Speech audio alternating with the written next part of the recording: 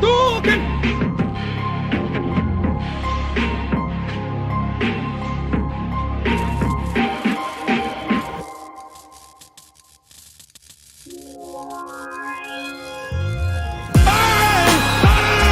It's good! Acknowledge me. Bang! It's good!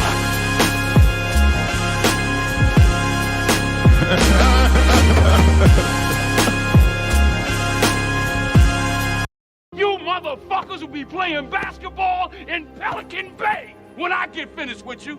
Shoe program, nigga. Who the fuck you think you fucking with? I'm the police. King Kong ain't got shit on me. 7-second rule. It's a big lag. We're gonna follow the 7-second rule. So just wait 7 seconds. Hadouken!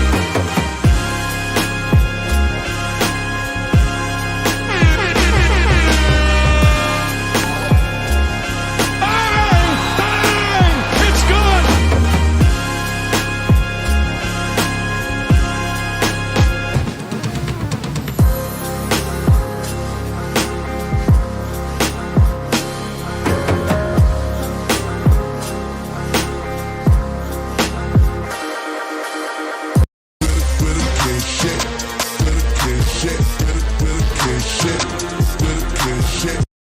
Bow to the masters.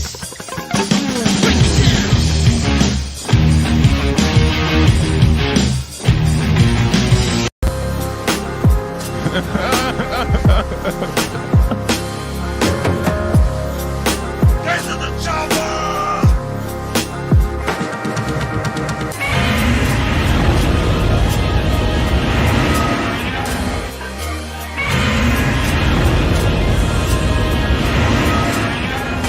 What it do, baby?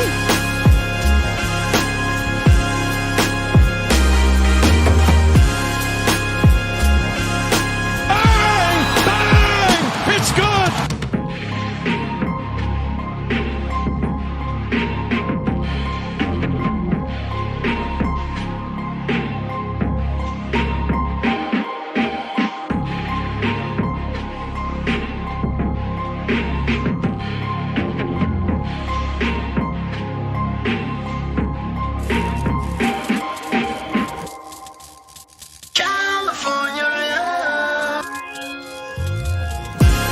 Bang! It's good! This is haram. Boom shakalaka!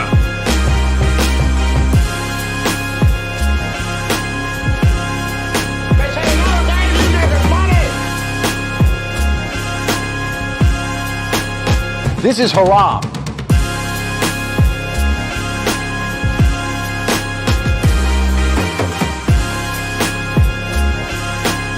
What the hell is wrong with you people? Acknowledge me.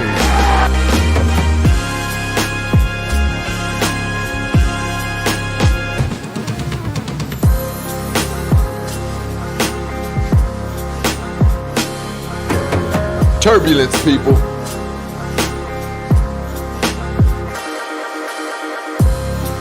Cleveland! This is for you!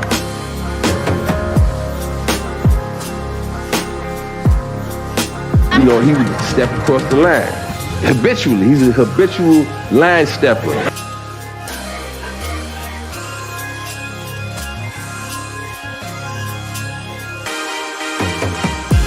Where's my money, bitch? Hide the money, y'all, and poor people around. With your broke ass.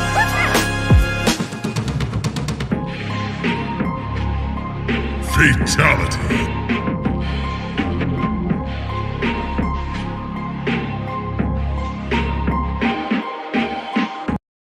Bow to the masters.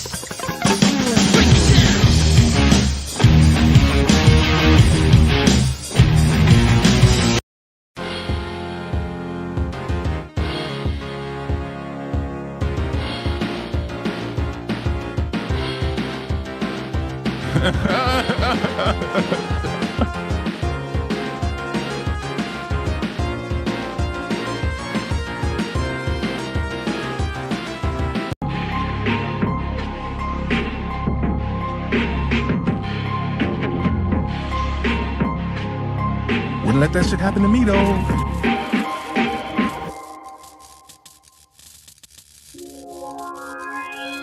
Sonic boom!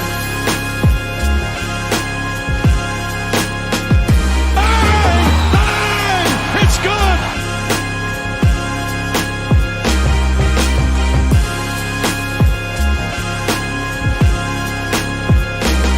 Goddamn right.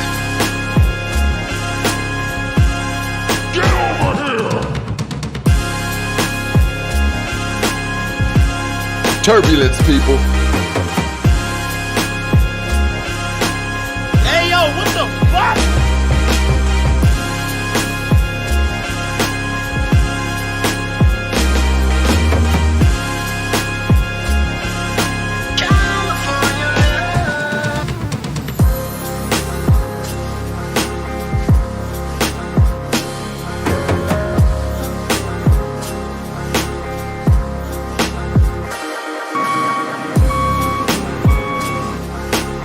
Stop it.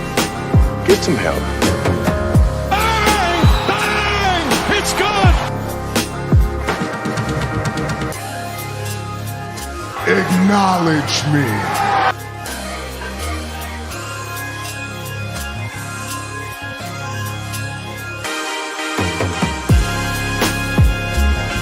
And that's the bottom line. The Stone Cold Stepson. Who is it you think you see? No, you clearly don't know who you're talking to, so let me clue you in. I am not in danger, Skylar. I am the danger. A guy opens his door and gets shot, and you think that of me? No, I am the one who knocks.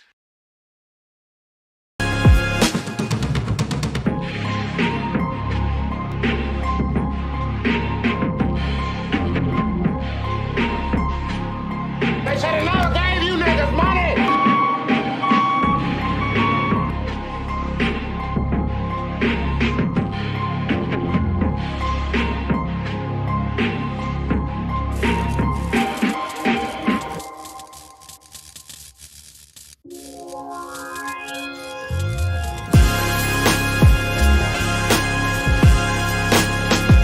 Teach a man how to squabble.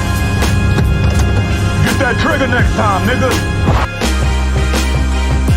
Bang! Bang! It's good! Goddamn right. Goddamn right.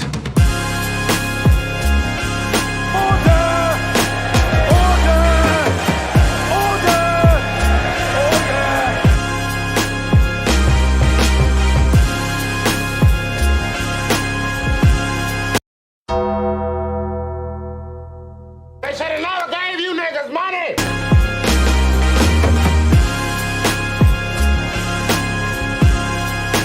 Cleveland! This is for you!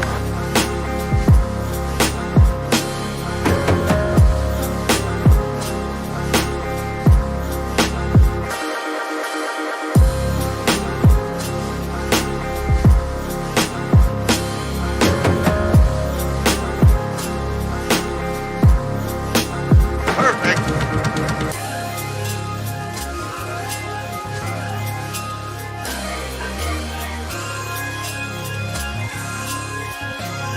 Fatality.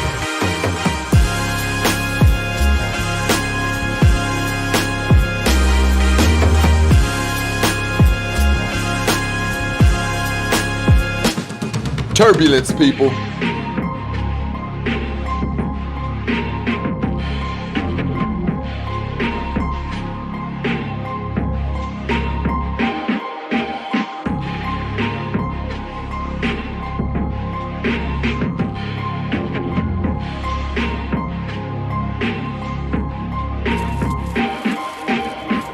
Haters wanna hate, lovers wanna love.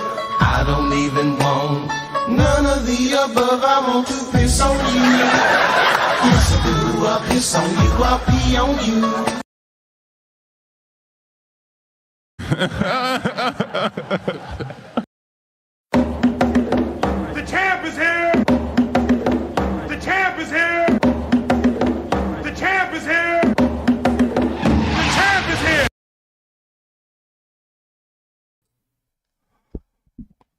Salute to the squad. I hope everyone can hear me. Let me see those ones in the chat to make sure you guys can hear me. I'm sorry. I got a whole new setup over here. So your boy's kind of winging, even though I've been working on it all weekend. Can I get a one in the chat to make sure you guys can hear me? Do Better Squad. We in here on a Monday, I believe. Let's go. See, Jay Fleming says, good morning from Rio. Yo, salute to Jay Fleming, bro. Bang! Bang! It's good! Salute to the squad. Is my voice voicing? I can hear myself. And I think my voice is... With my glass. Yo, I don't have my... Yo. Hey, yo, what the fuck? I was so... Okay, I see all the ones. I see y'all. Chelsea, I like redid my whole setup. So I was focused on that all weekend. I was making sure everything was good. I did 1 million test streams. Y'all can hear me. All that hard work paid off this weekend. It's good. What's going on, Bella Rings? Yeah, I did all that, Chelsea. I forgot to grab my glasses. Maybe I'll put some on during the show. Maybe I won't. Salute to everybody. What's going on, everybody? What's going on in the chat? Let's see here. Where's my thing? My apologies. I need some music, man. I always forget this. One part. This one's down. I know it's too loud. That's better. All right, squad, we in here on a Monday. Let's go. Do Better Squad, we in here. I hope everyone is doing well. Let's see here. Let's see what we got. Who all we got in the building? I see Janesta in the building. Smoke and Talk Quiet Storm. I see you. Who else we got? We got Chelsea, the lovely Chelsea in the building. Jay Flemings, the international traveler, bro. Make it do what it do. Did someone say?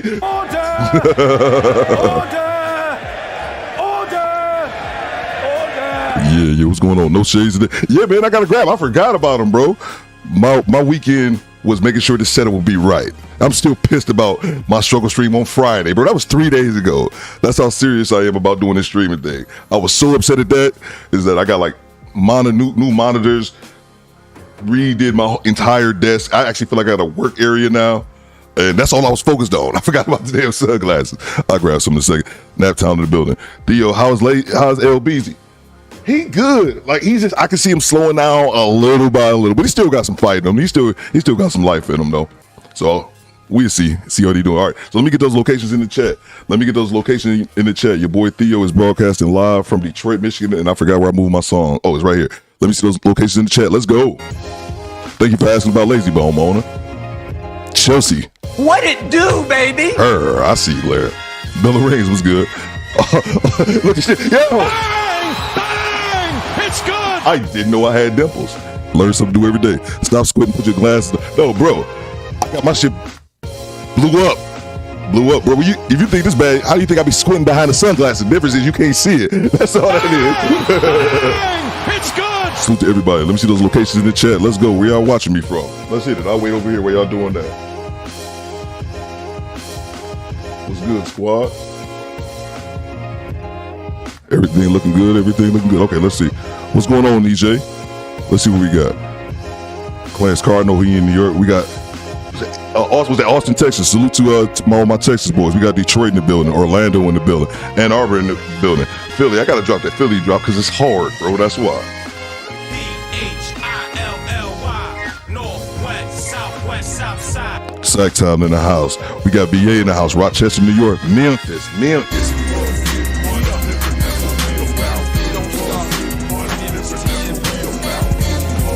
Got Phoenix in the business. I see you, cousin Drew. Jay Nelson in the building. We got, let's see, who else we got? Checking in from Mars. Don't come here. Bang! It's good. Salute. We got Detroit in the house. Brooklyn in the house. We got Dallas in the house. Let's see. Is it Denmark? So we back in the States. Salute to you, Professor X. Selvin in the UK. Top of the morning, bro. Top of the morning, governor. That's right. It's time for biscuits and hot tea. Top of the morning. Watch Gamer in Baltimore. Texarkana. Salute to you guys. Phoenix, Pomona, California. Originally from New York City, bro. I got you, man.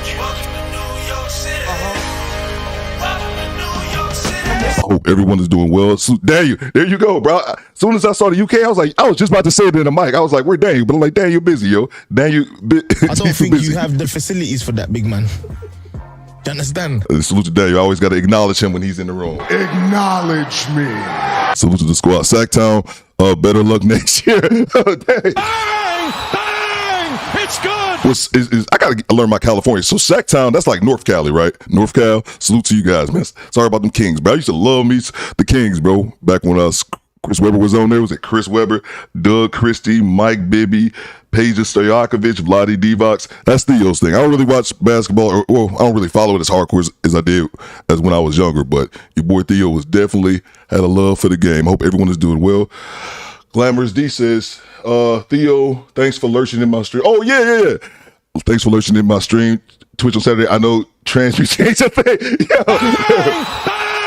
It's good. Well, hold on, Glamorous D. You're making an assumption there, buddy. You're making an assumption that it's not my thing. And so your assumption is correct. No, man, showing love, man. Y'all guys show love to me. I can definitely come through and show love. They got Blue Hour. When I saw it, I was over my old man house yesterday, and I was at the top of the fourth quarter. Yeah, he was watching news at the top of the fourth, and Golden State had just got up by like 17, so I'm assuming it was a blowout.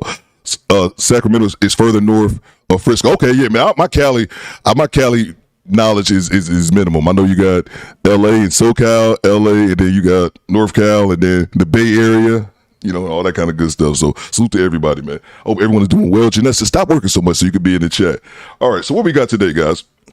Switch it up today. Salute to, I think it was First Man Jenkins who came up with the idea, and it was salute to Quiet Storm. He actually sent me these videos, and it's from Shahrazad Ali, and the first one we have here, we have an interview with her from 1991, and I had never seen this interview before. I heard of it, but I had never seen it. It's about an hour long, and Quiet Storm sent it to me, and I just had it planned, bro. And I'm talking about that hour interview went by for like 5 minutes. I'm like, Jesus, I can't believe, because I'm one of those people, a lot of you guys aren't as ignorant as I am. I didn't discover Shahrazad Ali until starting creating content. I'd never heard of her before. I'm like, she was talking like this is the 90s, and I was just ignorant to her. So thought she had some great information as well. So we get to it. Make sure you guys hit the like button. I don't know how we're looking at on likes. TP says, the further you get from Cisco, yeah, bro, Dave Chappelle was joking about San Francisco 20 years ago, bro. How gay it was out there.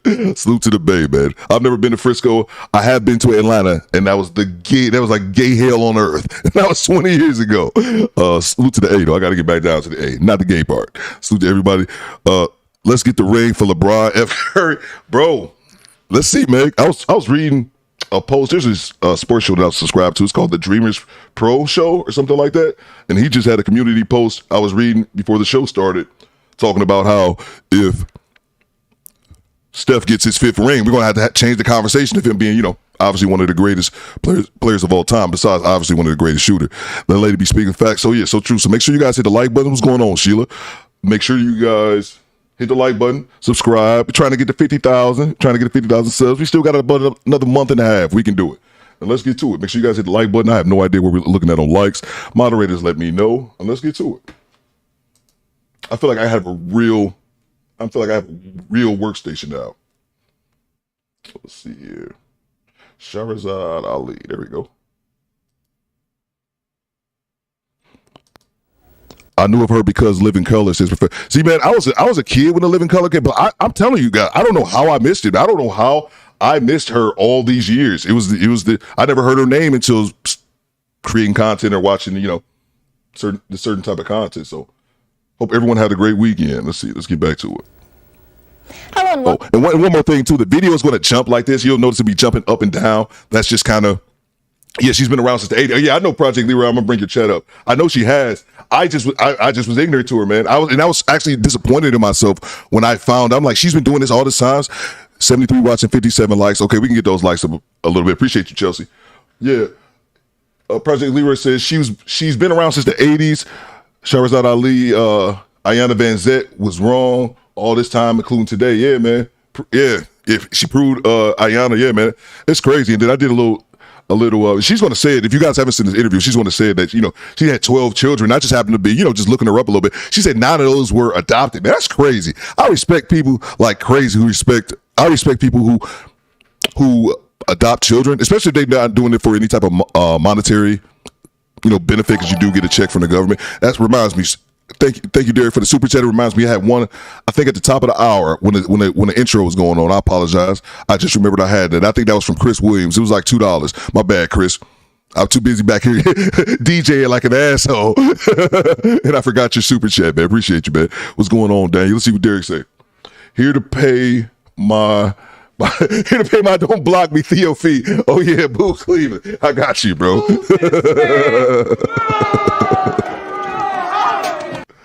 Appreciate you, Derek. Maybe I should move over. Maybe I should move over a little bit. I need a bigger desk, bro. I need a bigger desk. Let's get to the video. Don't hear about me complaining. Let's get to the video. Appreciate you guys. Hit the like button. Welcome to this special edition of Vibrations. Yeah, that's what I was saying. The camera's going to jump up and down. That's just them probably recording something off a VHS tape. So that's not me. That's just kind of how it is. It doesn't bother me, but it does it a little bit in the beginning, or maybe throughout the entire video. I'm not sure. I'm Raven Geary. Today on our program, one of the hottest properties making the talk show circuit, Shahrazad Ali. An established writer indeed, Miss Ali is best known as the author of The Black Man's Guide to Understanding the Black Woman.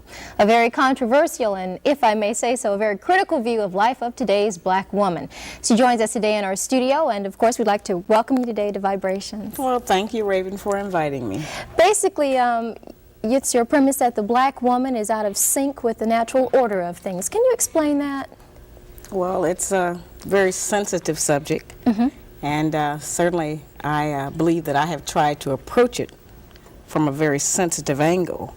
What I have actually said is that the black woman's disrespect and rebellion against the leadership and the authority of the black man is a direct cause of the breakdown in the black family structure. It's not an attack on us as black women.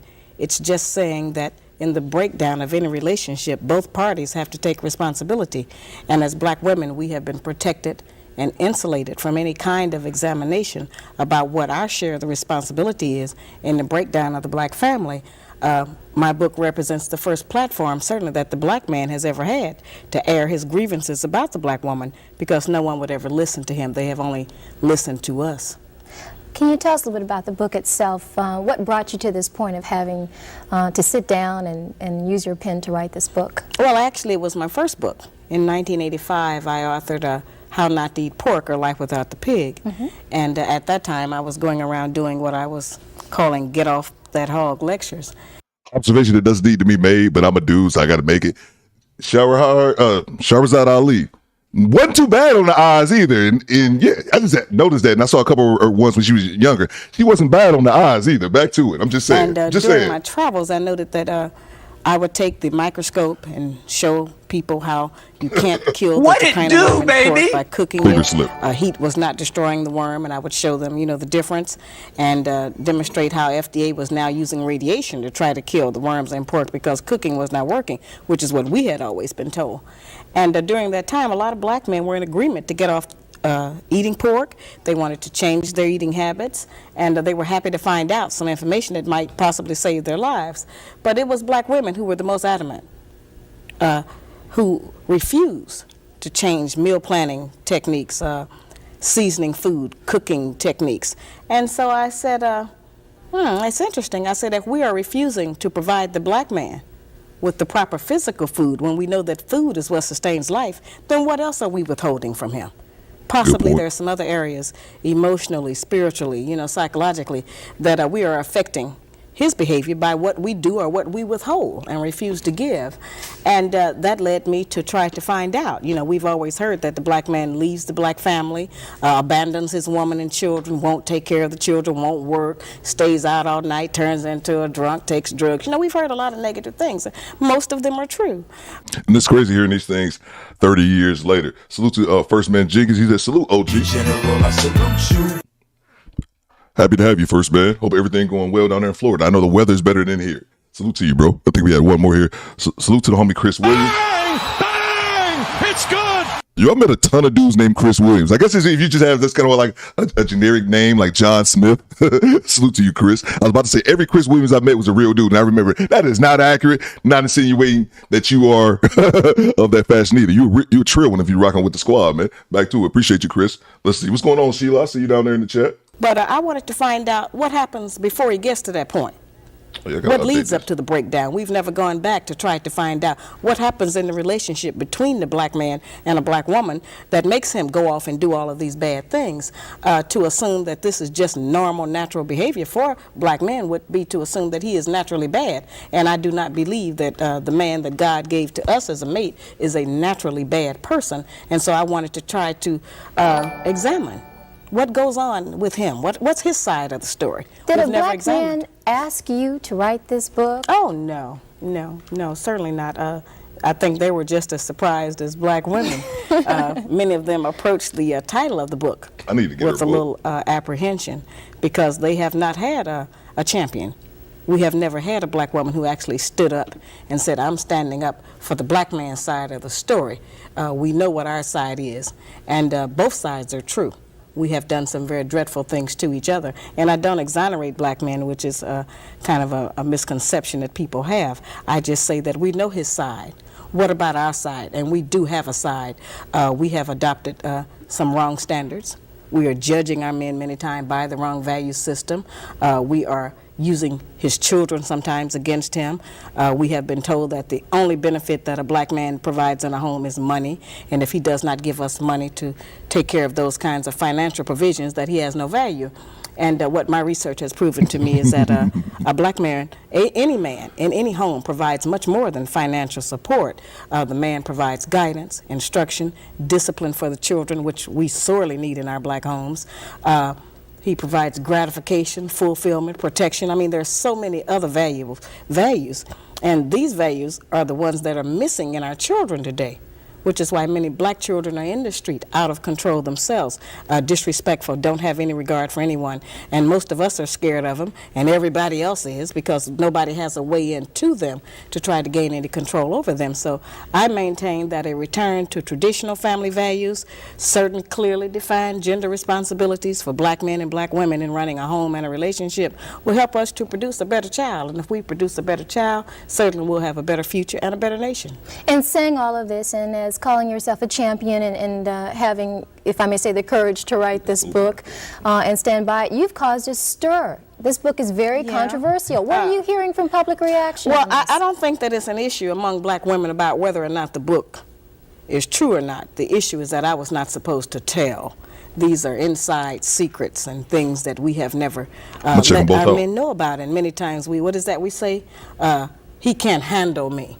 Well, many times he can't handle us because he doesn't know what it is he's trying to handle. He doesn't understand what motivates us. We have become very adept, many of us, at being able to do something right in front of his eyes and then convince him that that's not what he really saw at all and that it didn't happen. And so we've kept him kind of confused. Excuse me. That's a great point, and I think she's going to be cooking for this entire hour. This just reminds me, the comment that she just made, I see all y'all like, fuck that pork. I'm a dude with pork where I don't order it. Like, it's something that I'll have, but I'll have it just by like random mistake or like random, like, oh, hey, a pizza. Okay, this happened to have. Yeah, I'm a dude who can live without. I'll have it, but I don't look for it. But I can live without pork. Pork is not something that I need in my life. This interview was over 30 years old and reigns true. But yeah, to the point where she was just saying how like women will lie to your face and then tell you that like you're tripping about what you just saw. This reminds me of the video that a ton of people reacted to that went viral. I did as well. Nobody watched it, but that's cool. But the videos are already out there of that guy who realized that his 11-year-old child wasn't his. And he's talking to her, was like, how can you lie to me? And she's like, how can you go through my phone? He's like, bitch, which one is worse? Me going through your phone or you lying to me for 11 years? Go check the hair. What is Derek talking about? Yeah, man. We're going to get back to it. And we're looking for a show sponsor as well. Hit the goddamn like button, y'all. Do you realize that there are many bookstores, and in particular black bookstores, that have refused to carry the Black Man's Guide to Understanding the Black Woman? I think that that's been overblown. Right now, the book is carried in over 5,000 bookstores here in this country and about 2,000 abroad. The book is becoming a bestseller in London. And to date, we only know of 2 bookstores in the entire country who refuse to carry the book. May I tell you that there is at least one in Tallahassee? There may be, but it's their loss if they're doing that. It's their loss. The response we got from that book owner was that your book had nothing absolutely nothing constructive. Was that a woman who gave you those comments? Yes, it was. Oh, how surprising. Okay. Let's talk about some of the things that seem to be upsetting people or that people are talking there about. certainly have been a lot of things taken out of context. Anyone who's ever looked at me or seen, witnessed some of the talk shows, they actually exploit a lot of issues. They take them out of context. They want to sensationalize them to build up their ratings to have a good show. So I really appreciate this opportunity to just sit down and have a fireside chat about the book. Well, I'm glad you're without here. all the fireworks and everything. You say black women, and I quote you as saying, nag, nag, nag, and that we are essentially responsible for pushing our men away by doing so. A lot of times, we take a position because of our own emotional mechanisms. We harass our men too much. We nag our men too much, and we keep his mind and his head so bundled up and bogged down with all of our personal idiosyncrasies about our day-to-day personal relationship with him that a lot of times we don't free his mind up to go out and to plan sanely for our future and for the future of our children. Many of them come to us every day and they almost have to do a wind test. They don't know what's going on. They don't know who they're going to meet because we have a lot of reactions. We tend to think as black women that a successful relationship and one where we're happy is one where everything goes our way. And the first time it goes another kind of a way, then we go into hell, turmoil in our brain, and we start deciding, oh, I've got terrible problems with this man. He won't do what I want him to do. Cujo, what's good? When our men have a side. Let me give that side according to Shahrazad Ali, okay? You say in your book, okay, let's and get I'm quoting you, okay? The black man in America is the only male on earth, including every continent, who is disrespected by the women in his nation. That's Bang! Bang! It's good! Back to it. true. Oh, I'm sorry, one more time. I just pinned Mona D's link to the top of the chat. We need to get Mona D to 1,000 subscribers. Mona D be holding us down, putting in hours here and her own channel. We need to get Mona, at least get some money out this bitch. So subscribe to Mona D's channel. Most of you guys probably are. Let me know in the chat if you have it, and when you subscribe to her, let me know in the chat. Let's get back to it. Situation does not exist anyplace else among the billions of people inhabiting our planet except here in America. Corey Johnson, salute. The other black men, the yellow men, the red men, the brown men, and the white men are all honored and respected by their respective nations. All other women recognize and accept that the man is the authority, the ruler, and the leader.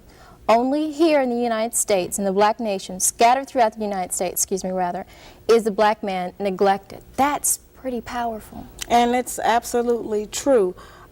We have been displaced.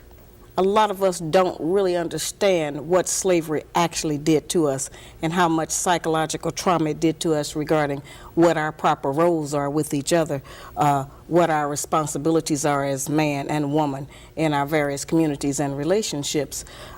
We have never been debriefed from slavery. Not really. We have just, we know we had that history, but we don't know how it affected us. We don't know how much of our actual culture we lost, how much of our ideas were taken from us. We know that our religion was taken from us. We know that our names were taken from us, but we don't know how many other standards of day-to-day life have been removed. And while we have adopted the American way of doing things, they have not worked for us because we have a very special situation. We are not the same as everyone else. And a lot of the people who want us to pretend that slavery didn't exist or to forget about it, they've never been a slave. So they don't know what we're going through. They don't know what this has done to us. It has made us as black women insecure. Why not? Well, okay, if that's true, why not take up for us? Why not write something that says we need that? We've had everybody to take up for us, and we've always had books about black women. My apologies. Let me grab the super chat here. Quiet Storm says it also holds Maggie down and Chantel down too. She deserves to get paid. Yeah, Mona be all over this place, yo. Bang! Bang! It's good! Let's get Mona D subscribers up. Yes, Cujo, you got a temporary wrench. If you're not subscribed to Mona, I'm going to take it here in a second. Let's get to it. Let me grab this super chat here. Oops, wrong one. Where's my money, bitch? Oh, RTB Fit, salute to you, bro. Bang! Bang! It's good! I didn't see it was you. RTB Fit, the homie holding us down from Okinawa, Japan. We international with it. He says she's cooking a whole Thanksgiving dinner during this interview. Let her cook. Bang, bro. Bang! Bang! It's good! Facts, man. Like I said, RTB, I never saw this early. I never seen this interview before. The homie Quiet Storm sent it to me. I played it Yesterday, I had it early yesterday morning. I let it play, man. I swear this thing is our interview. I swear it was over in like 5 minutes. I was like, I need more. Salute to you. Make sure I didn't miss anyone else. Okay, make sure you guys subscribe to Mona D. I'm dead ass serious. Subscribe to Mona D's channel. It's up top. I'm watching. Let me know in the chat what you have. Let's see. Let's get back to it. How great and how strong Appreciate we your are. RTB And fit. we are that. I'm just saying that we have used our strength in the wrong direction. Let me know if you already subbed to Mona, against too. our men instead of standing up for them.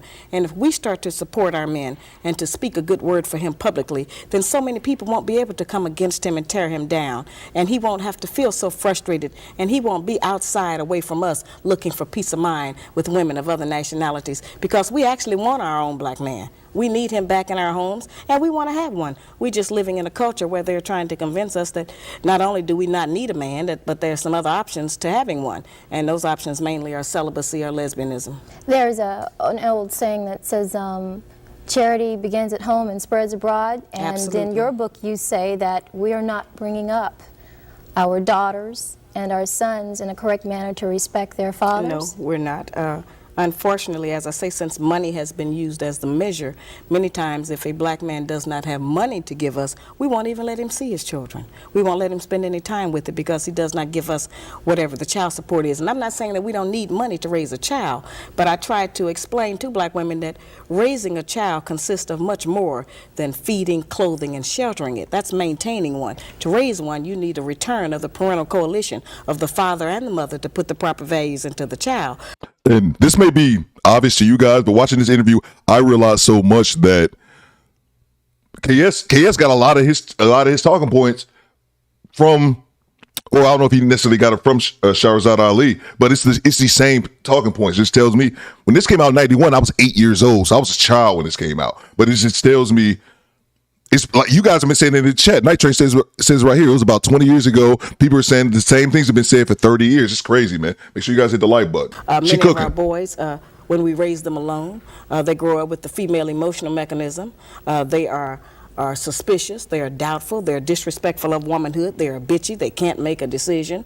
And many of our girls who grow up in a home where there's no man present, they go out into the world and try to mate. They don't have any idea how to live with a man day to day, how to prepare a proper meal, how to be a mother, how to just be in love in the home. Most of what our people and our children especially have learned about how you have a relationship, they learned off of television. And television doesn't represent our needs. And so a lot of the confusion has come, from outside agencies that we have not recognized how detrimental it has been to us as a people. Can I play devil's advocate for just a moment? Well, I wish you wouldn't, but I know you I've been looking on likes, Mods. What if I am a good wife, his home is clean, his kids are fed, I'm making sure they're well educated, I help them with their homework, I'm a good lover in bed. Subscribe to Mona D, y'all. I help him with the finances, and I say, look at that. He still took a walk. Well, see, hold on. I'm going to answer this. See, that's my problem, and this is the reason why I couldn't do any panels. He was an Ali supporter. I figured he was, Mokloke says. Okay. And that's my problem with what that lady just said. It's a disingenuous ass question. It's something Mr. Simons used to catch all the time. What's going on, Susie Q? That's a disingenuous ass question. And I've said that before. 126 126 views, 103 likes. Okay, we can be a little bit better, but I can live with that. Thank you, Chelsea. It's Mr. Sainz would say, like the scarcity mindset, or you come into a situation, which I always took it as this. The women always mention this as if they're perfect in the situation, and they're perfect. They don't run their mouth. This hostess cabin says TP, they're perfect. They're not running their mouths. They're cooking, cleaning, submitting. They're doing every single thing that a perfect angel of a wife would do. And the guy says, I see you doing all that. Fuck all this, I'm out. It's just a disingenuous ass question. Salute you guys. Rod Neal, what's good, bro? That's something else that's been confused about my book. I advise black men and black women. Thanks, I certainly tell men that if you are with a woman who you have been with for 5, 10, 15, 20 years, 6 months, 2 weeks, whatever it is, and that woman refuses to cooperate with your ideas, does not want to get with your program of right, whatever it is, then I tell those men, get rid of that woman and get another one. And I tell black women the same thing. If you are with a man that you cannot be in agreement with, then get rid of him and get with a man that you can be in agreement with. If the man you're with is not treating you the way that you want him to, and you feel that you have put in enough time to demonstrate your commitment and your sincerity of efforts to try to make the relationship work, I don't tell people to just stay in that relationship. I'm trying to teach us that we waste a lot of time being angry with each other and being dissatisfied in relationships. Get out of it and get with one where you can be happy. You say that the black woman would like to be a clone of the white woman. Many of us, yes. That's unfortunate. How do you see that? Well, that's something that was almost accidental, I'd have to say. See, the white woman has been the only mentor that we have had of a female. We've seen her every day of our life on television, every magazine, every newspaper, every commercial. You know, it's just been her face, her body, her image, whatever it has been in front of us. And so today we have the results of that. We have black women who are trying to dye their hair blonde, who are wearing blue and green contacts in their eyes, you know, who wear tons and tons of layers of makeup, who have changed their voice, who have hair weaves so they can have flowing long hair. Wait a minute. Wait a minute. Bang! Bang! It's good! Oh, God. I want to rant. Let's get back to it. Like Brooke Shields or somebody, you know. And so that's been an Talk to him.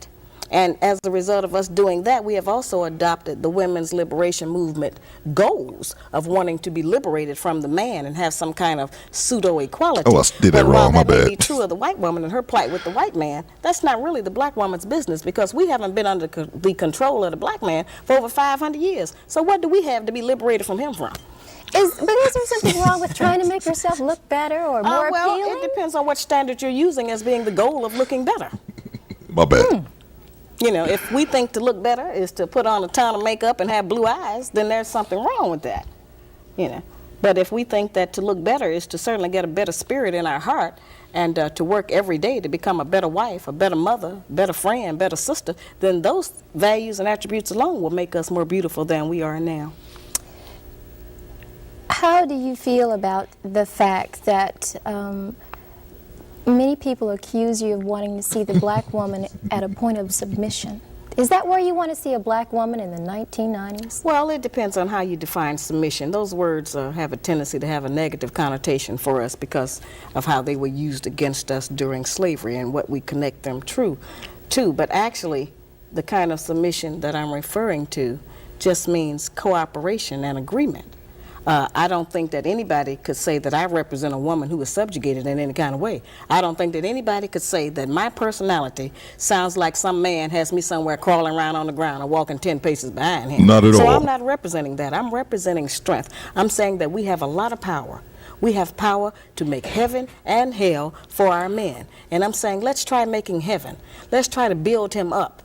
If a man has his woman behind him, he will believe he can do anything. And all we need to do is to get our men to believe that they can do anything. And he'll be able to, you know, do much better than he's doing now and come out of the pitiful condition he's in. As I said, I'm not exonerating him. I'm just saying that all of that strength that we have, let's use it in a more positive way instead of just going for self. You know, nobody told us that all of that being my own person and I'm independent would lead to separation and loneliness. But that's what we had to trade for that. In order to have certain kinds of success, we had to give up the man because we can't find a man who will compete with us on that level. As I said, we say he can't handle us or he's intimidated by the fact I make more money than him. I think that by judging our men on how much money he makes, we have lost a lot of good men. Because as black women, if we decide that all of us are going to just determine whether or not we're going to have a man based on how much money he makes, then well, none of us have no man. Alex, I see you, bro. Black men don't have no Alex, man. where you been, bro? Not a lot of money. There are many men out there who don't want a woman. Orlando Walker, salute. We growing, baby. That's absolutely true. Who is not gainfully employed. That's just true. Works both ways. And one of the things that I have always explained about that, Raven, is that for my lectures, which you know I do all over the country so I can give black people some ease and take some of the hysteria out of our communities that the book seems to have caused. I apologize. This is something that's been irritating me so much. Salute to the homie Mokaloke. And I would love the ladies to hear this. I kind of already know the answers, but I like the fact that we got the squad and the squadettes. Salute to all the lovely squadettes that we get to hear a woman's opinion on this. This is a great question. Mokaloke asks, and ladies, Quiet Storm, I need to start doing more polls. Why is submission a bad word? I love to hear it. your guys' opinion on what's going on, Miss McCrae. I would love to hear the ladies' opinion on it. Why is submission considered such a bad word? Let's get to it. Back to it. I have security. I'm messing with you, Alex. Good to have you, because bro. of black women. We're going to do just what we do. We're going to fuss and we're going to cuss or do a little something, you know. But I have it because of black men. Because the black man's guide to understand the black woman puts the black man on point. And it reminds him what he has allowed to happen to his woman and his family. Many black men become intimidated. They don't want to take responsibility for their women. They don't want the challenge. They don't want to be put on point. So they become overwhelmed. And it's them that go off. That's why I have security. Because most men know that this book puts the black man on point. It just talks about what slavery has done to the black woman, but it's really telling him what he has allowed to happen. Let's go back to the book for just a moment. Let me grab the super chat here. Project Leroy says, Molo, that's because they have the word submissive is mislabeled. Women will submit to their man and not every man. Feminists have corrupted the word to mean something slavish. Okay, I want to see some ladies. Let's see. Let me grab this one here. I'm gonna grab yours. This super chat. 1 second. When black women speak on these studies, they say we are more depressed or depression shows up differently. Watch how they never speak to how they contribute to their own mental health issues. Fact. It's good. That's a great point, Mona. Madeira Dragon says the Bible tells you to submit to their husband. Yeah, while all saying they want a God-fearing or a man of God. I got you. Oh, that's Janessa. Oh, I got to grab Janessa right now, y'all. They all say that the Bible will tell you to submit to your husband. Then they leave that shit out. Post-haste. Squad head says Chelsea. Let's see. Salute to Janessa. What it do, baby? Glad to see you, Janessa. Hope you, I don't know if you started your vacation yet or if, your work has slowed down quite a bit. I know you were working your tail off recently. Happy to have you. Janessa says, our black brothers are disrespected by society and their women very sad. Please subscribe to Sister Mona D's channel. Facts! All right, guys. I got Mona D's channel pinned to the top of the chat. You guys already know. I don't even run this. Miss Coleman runs this. She said you guys need to subscribe to Mona D. I don't think you really have a choice in the matter. So make sure you guys subscribe to her. Let me know in the chat once you have. We've got her in about 10 new subscribers right now. There's 157 people in the chat. All 157 of you ninjas are not subscribed to her channel. It's free. If you rock with Theo, you rock with Mona. We family. Get Mona D to 1,000 subscribers. It's mandatory. And you better acknowledge me. Back to it. Appreciate you very much, Jessa. Let's get back to it. Ladies, again, I want to hear the ladies in the chat. Let me know what the ladies think about why so many women have a problem with the word submissive. I want to read you guys' comments. To you, there are 3 types of black women. Yeah, they overlap a little bit. Can you define that just very briefly for us? Well, we have, I kind of number them, I think, as 1, 2, and 3, and I would call them lower class, middle level, and so-called upper class, and we certainly have to acknowledge that we have those levels in our society. We see them every day. That is not a put down to recognize that we have a lower class woman who perhaps lives on the street, who is an alcoholic, a bum, who is outdoors, who is subject to abject poverty as because of a lack of education and proper training and personal hygiene and other kinds of information. She exists, and we need to reach her and try to raise her up differently because many of these women have children. Let me grab the super chat here, man. Y'all are cooking in the chat, man. I want to bring all these chats up because you guys are cooking. Moke Loke says men submit to other men. You submit to I want to talk about this, man. I might just make this like a separate stream. I would love to talk about this very thing. Bellarine says submission equals perceived loss of agency. We hear Bella. See, y'all already know what I'm saying.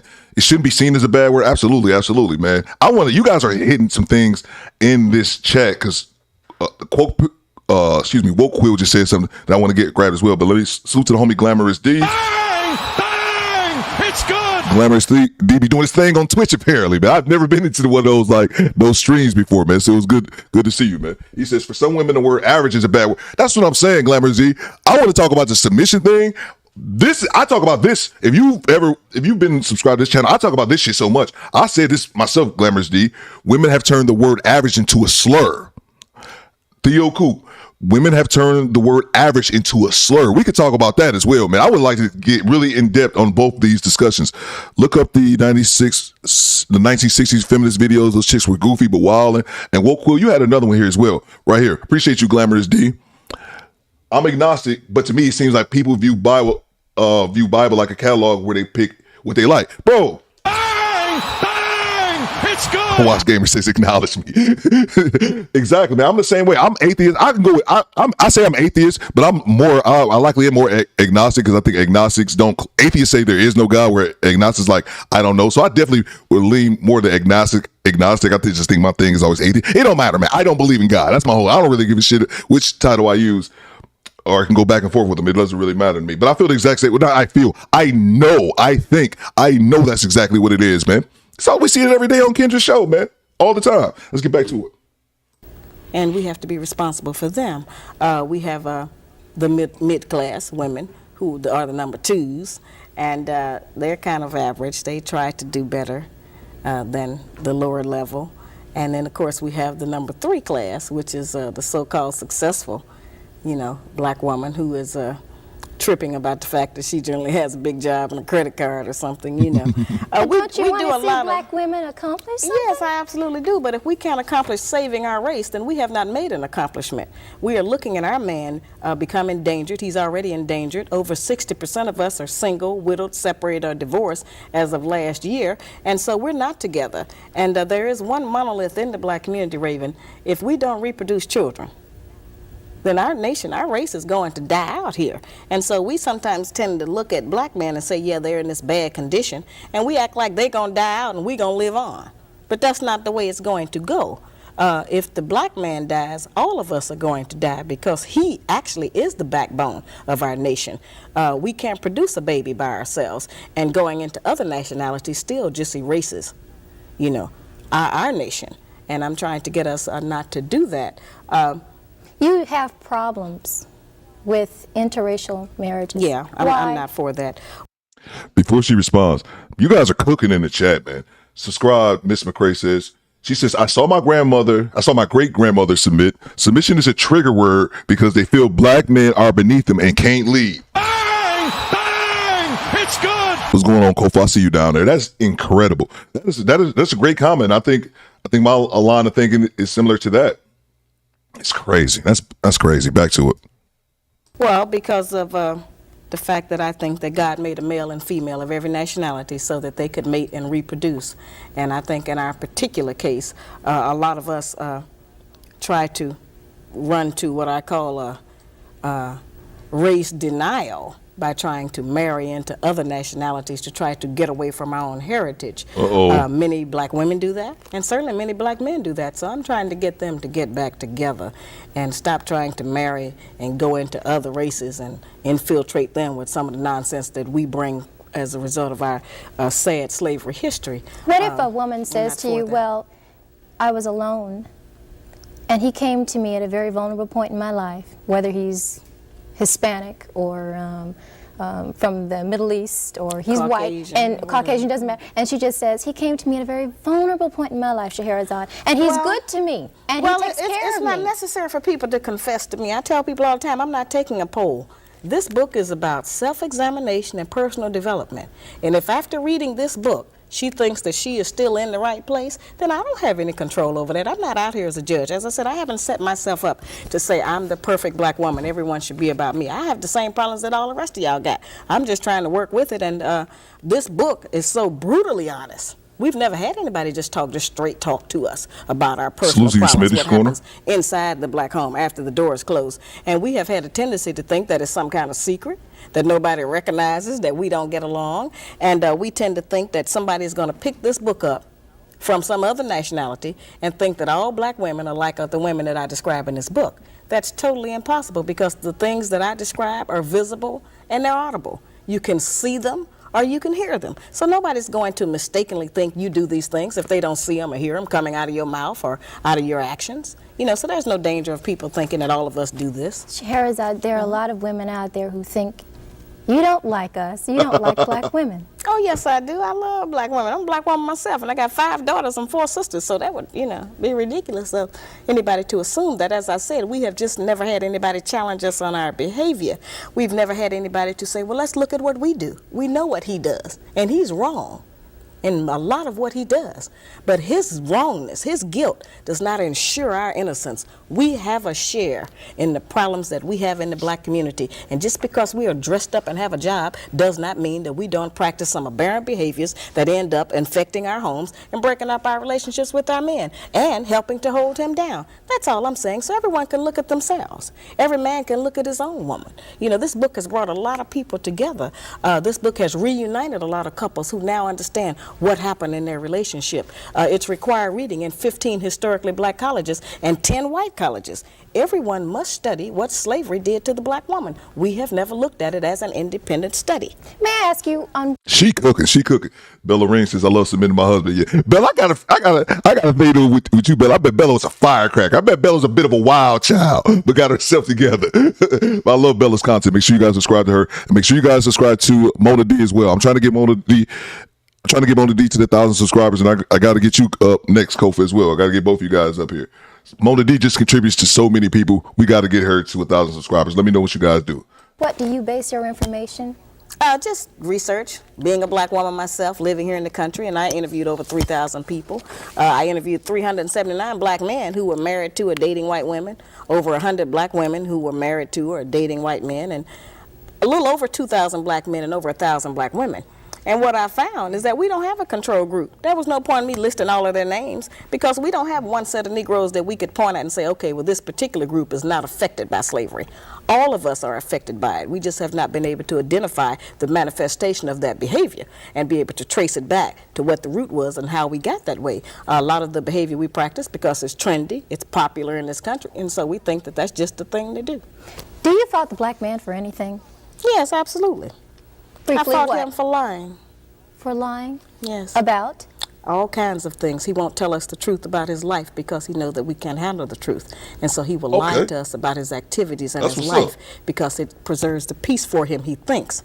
But we know that lies don't build a relationship. They create doubt, suspicion, and fear. And then we exhibit those behavior traits. And fear in the female is always translated as hostility. And so, see, it's a locked-in circle that I'm trying to get us to look at, how these things are connected and what they produce. A lot of the anger and frustration we have at each other is really not even at each other. It's about our conditions. It's about something that's almost been genetically sent down through our womb because our men were not able to protect us. They were not able to keep the slave master from snatching our babies out of our womb, to allow us to have food or clothing. A lot of different kinds of things that happen to us that just make us tremble. They make us frightened. And so now it's to a point where everything that the man does, we have our total emotional balance, our self-esteem, our self-respect, everything that we stand for as a female, we have it tied right now to our men's genitals. And it depends on what he does with those about whether or not Let's talk about that for just a minute. Yo. Bang! Bang! It's good! Quiet Storm says, I wear a bulletproof vest when Bella Rings be cooking. You never know what stray rounds go off course. Facts. Like, I like Bella too. I love women that cook. Quiet Storm, when they're cooking, but they're cooking it in their feminine way. They're not cooking like me when I'm saying, oh, you pookie ass niggas, get the fuck out of here. Like, it's no profanity. It's just women being feminine, but being direct. And that's one of the things I also say I liked about Chelsea's live line and Harrison family, his content as well. I'm not a religious person. We've already talked about that. But I can respect their content because it's coming from a logical place instead of just saying, because Sky Daddy said that shit. You know what I'm saying? A dude got mad at me in the comments for saying, for joking this. I joke at the end of my video sometime and I say, Lord and Savior Theo Coop. He got mad at that shit. I'm like, dude, it's a joke. Calm your square ass down, bitch. Salute to son Moses with the $5 super chat. Bro. Where's my money, bitch? Appreciate you guys, man. One more, man. One more. Earn the money, y'all. There's poor people around. With your broke ass. Son Moses say, son Moses, it's no words, man. It's just straight love. Appreciate you, son Moses. Let's get back to it. Oh, got one more here before I grab. Appreciate y'all. Pookie Free, Pookie Free song. Bang! Bang! It's good! That's the homie 10 Plus Sounds cooking me up another intro. I'm getting that in there. It's a Pookie Free zone. No Pookies and Pookishas. Pookishas. Y'all do what y'all do. Y'all Pookie it out. Just Pookie it out away from us. We should put up walls like The Walking Dead around the zone, and all the Pookies can stay outside like the infected. Stay out of here. I was watching The Last of Us, the first episode last night. Pretty good. Let's see here. That's when you know I'm winding down on YouTube when I know when I'm watching television, bro. I don't watch movies and TV. Every time I start a movie, I've been thinking I should be making videos, and I stop the movie and go back to making videos. For the collection plate, Pastor Coop. Bang, bang, it's good. Salute to the homie H. Louise, my neighbors in the north. Salute to all the Canadians, man. Mrs. Ali is cooking, man. I'm just being her conduit, if you will. Salute to you guys. Appreciate it, H. Louise. And then salute to the homie Squeezy Kid. What's Z-Whiff talking about? This interview should end every question with, but what about black men? Bro, don't get me started, man. Don't. That irritates. It's just deflection, man. And here's the thing that there's always made me laugh, man, making content, because you see the same comments over and over. Now, I used to hear Mr. Samuels talk about that. It got to a point with Mr. Samuels where he could predict what they were going to say because you hear it over and over again. And that's a classic thing. Go to any Kendra G, salute to Jay Random, this channel, and other people I randomly lurk over in Kendra G's comment sections and I see the people over here. You see that all the time. You can say, hey, let's use a random example. What's going on, Tiffany? I like that Sky Daddy. Yeah. Sky Daddy, man, up here. Oh, yeah. And here's another thing as well. I'm not going to forget about you, Z-Whiff. This is another thing that pissed me off. All these worldly-ass women up here using God's name in vain. I'm telling you, bro, if I was Jesus, I'd be like, I don't know this bitch. What? Jesus upstairs in heaven next to Tupac, passing the blunt, doing lines of manna, which I don't even, manna is food's not a drug. No, that's the point. Stop using my name in vain. But back to the Squeezy's original point, the black man, it's just deflection, man. It's just constant deflection. It's you guys are pointing out something that I can't fight against. Like, for example, they'll say women think in extremes. Women tend to think of extremes. Does that mean every single woman thinks in extremes every single time? Of course it doesn't. But they'll take that and simply say, women do it too. It's like illogical. Back to it. God don't like y'all, by the way. See, this is an intense topic. This is never get a chance to explain one thing that I read over and over mad as hell if I was God. Was I know what that is. Regarding infidelity. And let me just make this here. You say in your book, there is no history of the black man settling down with one woman, right, and never desiring to have another, before slavery, during slavery, or after slavery. The black man has I'm sorry, this is just me being stupid. Dude, she got, is that a mullet braid? I love the 90s hairstyle. I'm going to get back to it. I just noticed that. To have what is that? One woman. What is that, Mona D? Well, I think there's some actual facts we can look at on that. Monogamy has failed for the white man in America. But this is like saying it's okay. It's not me saying it's okay. This is how they're living. I'm giving you the history of what their life is. Black men haven't been waiting on me to tell them it's all right to have more than one woman. Facts, Neither cool. have white men. This is just what they do. I'm not talking about fornication and adultery. I'm not talking about one-night stands and running around rampant with other women. That's not the kinds of, when I say more than one woman relationship. I mean that before we came to America, our men had more than one wife and family. And we were satisfied with it because we had not met the monogamy idea. We had not met the American white woman who, insists on certain kinds of values in her man. We had not learned envy and jealousy. All right, after coming here, those kinds of ideas were bred into us because of society and the mores that the Americans made up here. And so then we started to have problems with that. But I think that since it is apparent that most of them, not all of them, it's certainly up to the man, do love more than one woman. I got tons of mail. A lot of black men write and tell me that they have had two women for 5, 10, 15, and 20 years, and they can't even get the women to speak to each other. Sometimes they have two families, would I want two sets of children. Would I want to talk to a woman who's sharing perhaps the bed and the money and the social life with who I would deem as my man? If you want to deal in reality, and if you are not insecure, and if you don't think that robs you of something, you would want to know them. If he loves her, you certainly should want to know her. There are a lot of black women out there who say, "Oh, I know they're mad about that idea. I understand, that would never hold water." Wait a minute, that's not easy, and that's a frightening thought to most of us. And I don't like that. I'm not for that.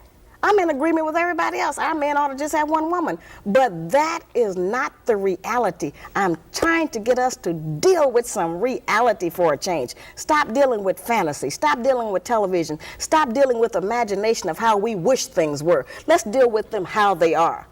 Yo. Bang! Bang! It's good! I say that on my channel. I'm laughing at Timmy. God just be like, I'm telling you, if I was God, I'm like, yo, what the fuck? Man, you got me sidetracked. I'm laughing at that. What it is. Oh, I'm sorry. Yeah, I talked about that just last week on this stream. People live on, so many people, and this men do it as well, live on planet should instead of planet Earth. Yes, things should be a certain way. In a lot of instances, children, I'll use this. I feel, this is authorized just for this moment, I feel that children shouldn't go hungry on the street.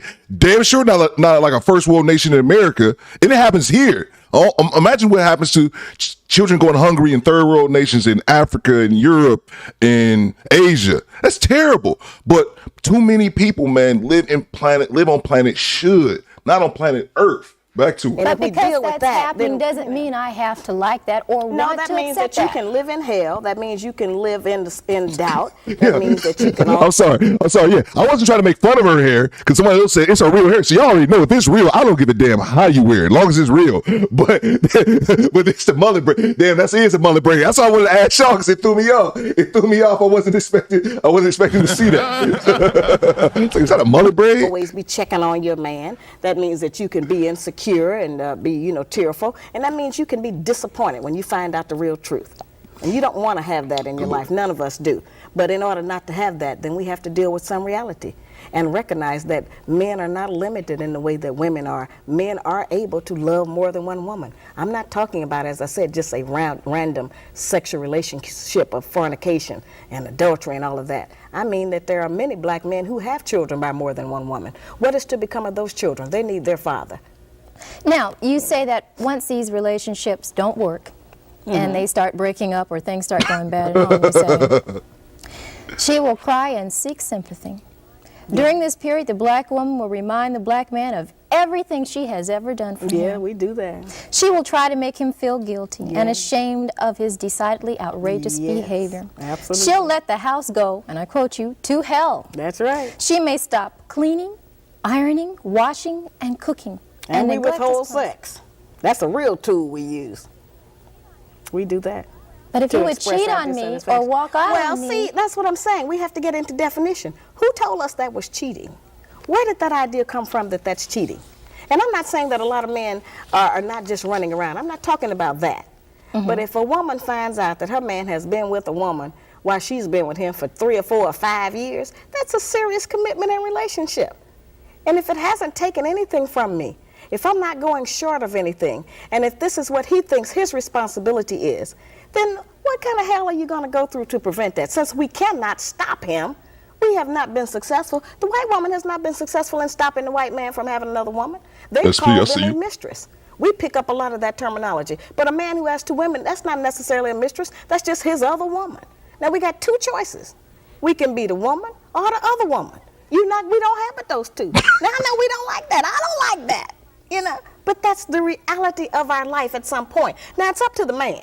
But every man doesn't want 2 women, but those that do, what they about gotta our do it. morals and our religion? Whose religion? Whose morals? Not our religion, because we're not practicing the religion of black people anymore. That was taken from us. We don't have our morals anymore. That was taken from us. So whose idea are you representing when you stand up for those values? Not ours. Somebody else's. Some other nationality. And it may work for them. But it doesn't work for us. It hasn't worked for anybody, really, but nobody wants to deal with the truth. Monogamy was only created because of the economics of it. The Black Man's Guide to Understanding the Black Woman has been out for, what, over a year now? March the 20th will be the 1st year anniversary. And for that anniversary, I'm releasing my new video. And the video is called The Black Man's Guide on Tour. And it is exciting. I would assume it's pretty hot. Yeah, it's hot, I tell you. After writing this book, now just take a moment before you answer. Okay. Do you regret anything about what you wrote? If you had the chance to do it all over again, would you perhaps soften some of the things that you said? No, that doesn't require any in-depth thought. I've been asked that a lot, of course. No, I wouldn't, because see, we always want some kind of instruction and help to come to us that doesn't affect us. Project Leroy, I caught that too. We want somebody to tell us some information or give us some instruction that doesn't require us to change.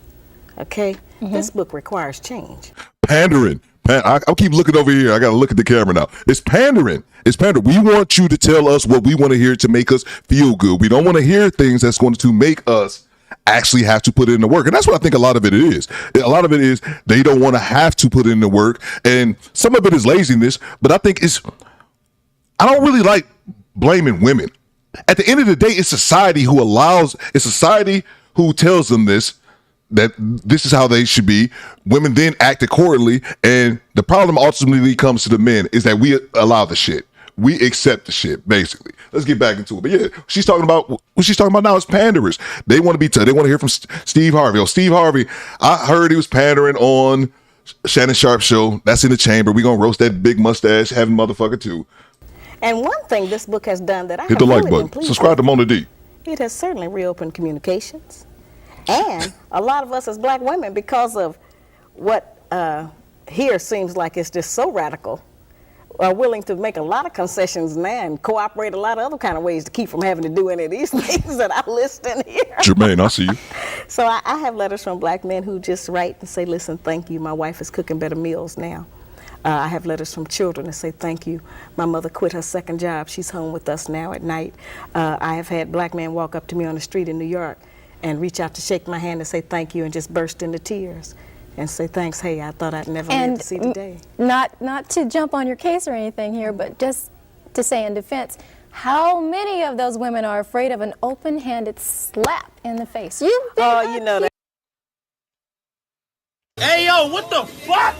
Where the hell that come from? That's a terrible thing. You have been accused of advocating violence. No, see, that's a... Oh, I didn't know that, Quiet Storm. Do Miss Ali be telling men to put the paws on women? Is that what she said? Back to it. I love to hear this part. Misconception. I'm trying to stop violence in the black community. Now, we know, Raven, that domestic violence is at an all-time high in the black community. Black men currently are kicking us, blacking our eyes, knocking our teeth out, stabbing us, shooting us. They're doing a lot of horrible things to us. All right? So what I'm trying to do is to put some direction on that. One of the problems we have is that we don't know that change happens in degrees and stages. So if we just tell our men, don't hit women, they're not going to do that any more than they're going to say no to drugs. You know, that doesn't work in that way, just to give that kind of instruction. So let's first put some controls on it. Let's get our men to recognize that they don't have to go off and brutalize us with their fists and hit us with weapons and kick us in the stomach and hit us in the breast. But it's okay for him to hit me with his hand? Wait a minute. I'm saying that if I can stop black men from kicking and shooting and stabbing and stomping black women and get them to just lightly tap us in the mouth, I will have saved a lot of lives and preserved a lot of families. What kind of logic is that? Well, they're not going to... Yo, I missed that yesterday. It's good. I listened to this interview in its entirety yesterday, and I missed that. Yo. Okay, now I can see why she made people upset in 91. Jesus, back to it. That was great. I hope y'all caught that. That was great. Stop doing it completely. That was great. Now, let's deal with the reality of the statistics. You know, 40% of our women are brutalized. So I'm trying to get the men to stop doing that to us. The Red Cross suggests the same motion, and nobody's ever jumped on them. If a person gets hysterical, you slap them in the face. Bring them back around to reality. And I'm not even saying a hard slap. And let's go over that, because that's something that's confused all over the country. Wow. That's the national anthem of black women. Now, at first I thought they were really upset, but I think it's been kind of a smoke screen. They're trying to use that to get black men not to read the rest of the book. Okay, this is... I totally missed this part yesterday. Maybe I was rolling up. I totally missed that part. Let's go. What it says. Matter of fact. If the black woman is brutalized repeatedly, the relationship will fail. And the black man will possibly be arrested and charged with cowardly abusing a woman. This is not the goal. Make no mistake about it. No black eyes, no punching in the stomach, the breast, no stomping, and no uppercuts. Analyzing the options available to the black man when the black woman's mouth, verbal abuse has been proven to be just as violent and harmful as physical abuse. When her mouth becomes uncontrollably disrespectful, they total only a few. He can walk away from her, leave the house, get drunk. We know men do that. He can go to his other woman and complain. He can quit the relationship, leave the woman. He can try to argue back and lose. Nobody can out-argue us, okay? Or he can seek counseling or sympathy from friends. Now, those are the only options any man has when a woman is running off at the mouth to him. Or he can offer her a sound, open-handed slap in the mouth. That doesn't go from point A to Z. There's a lot of other options in there that our men use. I'm just describing what happens. Ordinarily, when he gets to that point 6, it's not a slap, it's a brutal hit with a fist. I'm trying to stop him from doing that to us. And I'm trying to get us to control it differently. No kind of violence should be advocated. Well, that's not advocating violence. The violence is already going on. I'm trying to stop it. I'm trying to put some controls on it. Shahrazad. Duh, that's great. Choke slams. Choke slams is why it's gaming. What's going on, B Mace? We got Baltimore in the building. Make sure you guys subscribe to Smoke and Talk. I think I asked Smoke earlier in the stream, but stream be streaming, so I didn't see his answer. I'm pretty sure they go live, I believe, at noon today. And Moklo says, I can't promote violence. Here's the thing. I can't. Bang! Bang! It's good! I'm joking, bro. I'm just joking. Bro, she cooking. Salute to you, Boost Ninja. Yeah, she is, man. She is. Here's the thing. I think a slap in the reality is needed in some situations. Woke facts, man. But on the serious tip, here's what I think. I'll give you guys my opinion. I told you I had a woman hit me once, and that's about it, man. I've never been a slap. Like I ain't never had a woman punch me. I don't go around here decking bitches. Here's been my theory when it comes to that type of thing. If I'm in a relationship with you, Chelsea, we're in a relationship, right? And things get heated to the point where I'm about to knock your head off, or I feel the nerve, like I'm about to hit this woman. I'm so goddamn mad. Here's what I think you should do: get out the house and leave immediately. Or if it's at you, it don't matter. You need to leave because nothing good is going to come from that. No man should be hitting a woman. I don't give a damn. I don't give a damn if you walk into your house and your wife is fucking your daddy in your bed. I still don't think that you have the right to hit someone. I don't care what she say, you little dick, I fucked your brother, I don't care. The thing is, you need to separate yourself from that woman. Obviously, you shouldn't be with a woman who's trying to get you worked up and things like that. Some women deliberately do this just to get a man to react. I did a video the other week to it where a woman was hitting a dude and he was recording her. He was like, she was purposely trying to get him to hit her. But you shouldn't be with anyone like that is my ultimate point. So no. All jokes aside, I don't think that any man should hit him. I don't give a damn what she say. I don't give it, and I'll never authorize it. Like I used to know a guy who was super smart, man. But I think he was cool, dude. I liked him. He was very intelligent. One of the things I liked about him. But one thing that I didn't like about him, I could tell that a girlfriend cheated on him because he would act like a woman cheating was like you should be able to kill a woman over cheating. I'm like, dude, what the fuck is wrong with you, man? No, you don't. No. Keep your goddamn men and women should keep their goddamn hands to yourself. And man, I would never authorize a dude. I would never authorize a dude hitting a woman unless she hit you. I would never. I don't care what she say. I don't care what slur she tells you. I don't care how much she embarrasses you. I don't think a man should ever put his hands on a woman unless she puts her hands on you. Because I have a brother. I have a sister. Ain't no motherfucking man just putting his hands on my sister willy nilly. Just because y'all got in an argument. No. I feel such a man. I don't even remember what I said. Let's see. Let's get back here. Let's see. Make sure I didn't miss any super chats. I knew what she said. I knew she said that. I was just waiting to see the look on your face, Theo. It was classic, respectfully. It's good. No, I did not know what she was saying. That was good, bro. That caught me. I don't know how I missed that yesterday, Derek. I listened to this entire interview. I must have been rolling the joint when that happened. I totally missed that part. My friend was attacked with a knife as he tried to leave. Then see, and that's the thing, man. That's the thing. In that case, off with your head. But I'm just saying, just off top, hey, we're getting into an argument. She running off her mouth and she getting on my fucking nerves, and it's like tick, tick, tick, tick. I'm gonna hit her. It's not. No, I'm not saying you should be able to slap a woman because y'all get in an argument. That's bitch shit. Then she come at you with a knife off with her fucking head, man. No woman should walk around thinking she can put her hands on a man and he isn't to retaliate. As clear as I can say that, I could also say a man shouldn't be putting his woman on. Only time a man should be putting his hands on a woman is self-defense. That's it. I don't care.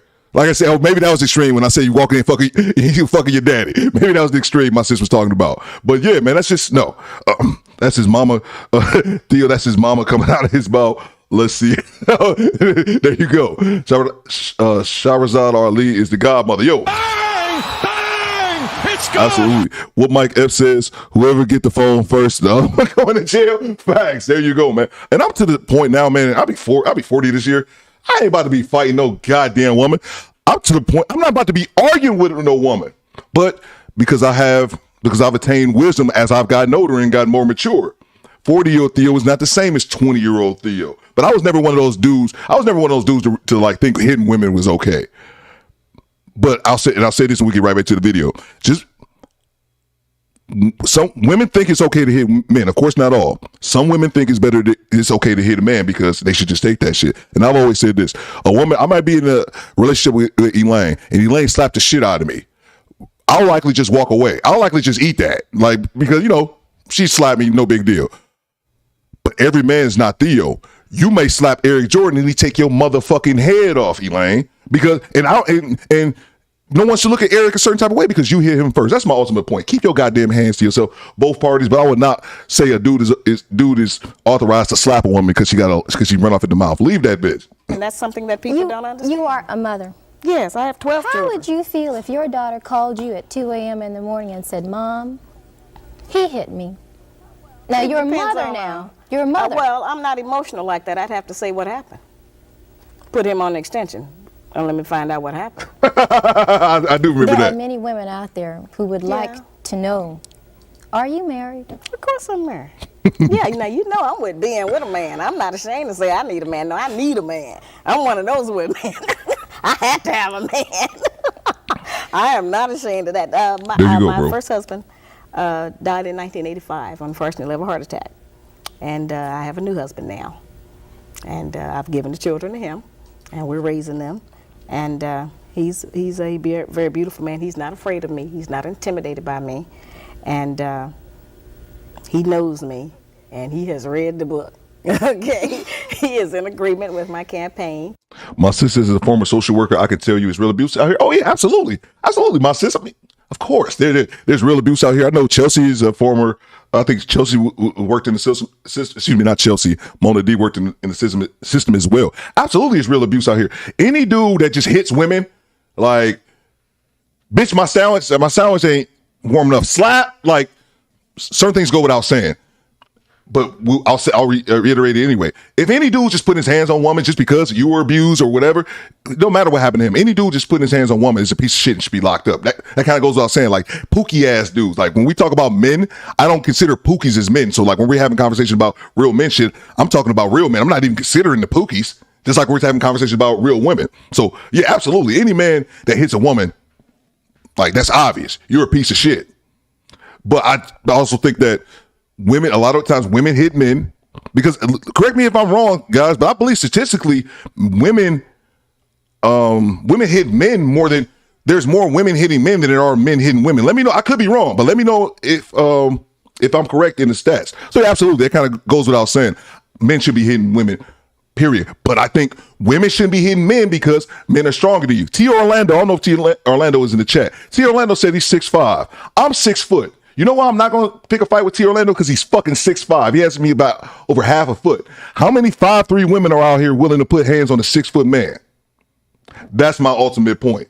Men are less likely to attack men that are stronger than them because it's not logical. But women, that shit goes out the fucking window because I'm a woman, he's a man, and he should just take that shit. And no, I'm not advocating for that. And I hope all these ladies with sons, because a lot of women will think a man should accept physical abuse from a woman. Until you ask them, well, should your son, Bella Ring, would you be all right with your son being abused? Mona D has 2 boys. Mona, tell me how you would feel about your boys getting with a woman who would abuse him and he should just take that shit. So that's my ultimate point. It's real abuse out here, and all those motherfuckers should be in jail.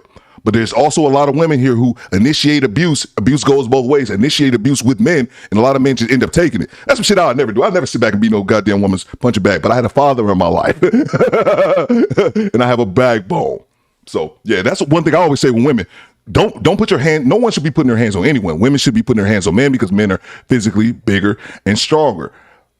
And also, my last thing, and I said it before, and I'll say it again. I could be with you, my sister, and you slap me. I'll walk away more than 9 times out of 10, I'll walk away. The next guy won't. And so many people will look at that next guy as crazy for defending himself. No, that fucking woman shouldn't have hit him in the first place because he's bigger and stronger. Back to it. And all of my sons are in agreement with this. I have 7 sons, and they are very beautiful and very talented. And it's very interesting to see how, as a result of me teaching them differently, the girls that come there, they don't run the same game on them. You know, like they can't come into our house with the mini skirts on. They can't come in with the skin tight clothes on. You are Muslim, may I add that? Oh, of course, Okay. but I'm not teaching our people religion. Okay. They already failed that course. I wouldn't dare try to teach black people religion. Oh, I'm with that. But does that influence? Does that influence the way you Islam instruct your influences kids? everything that goes on in the black community, because that's what we were before we were brought here as slaves. So yes, it certainly has influenced my life.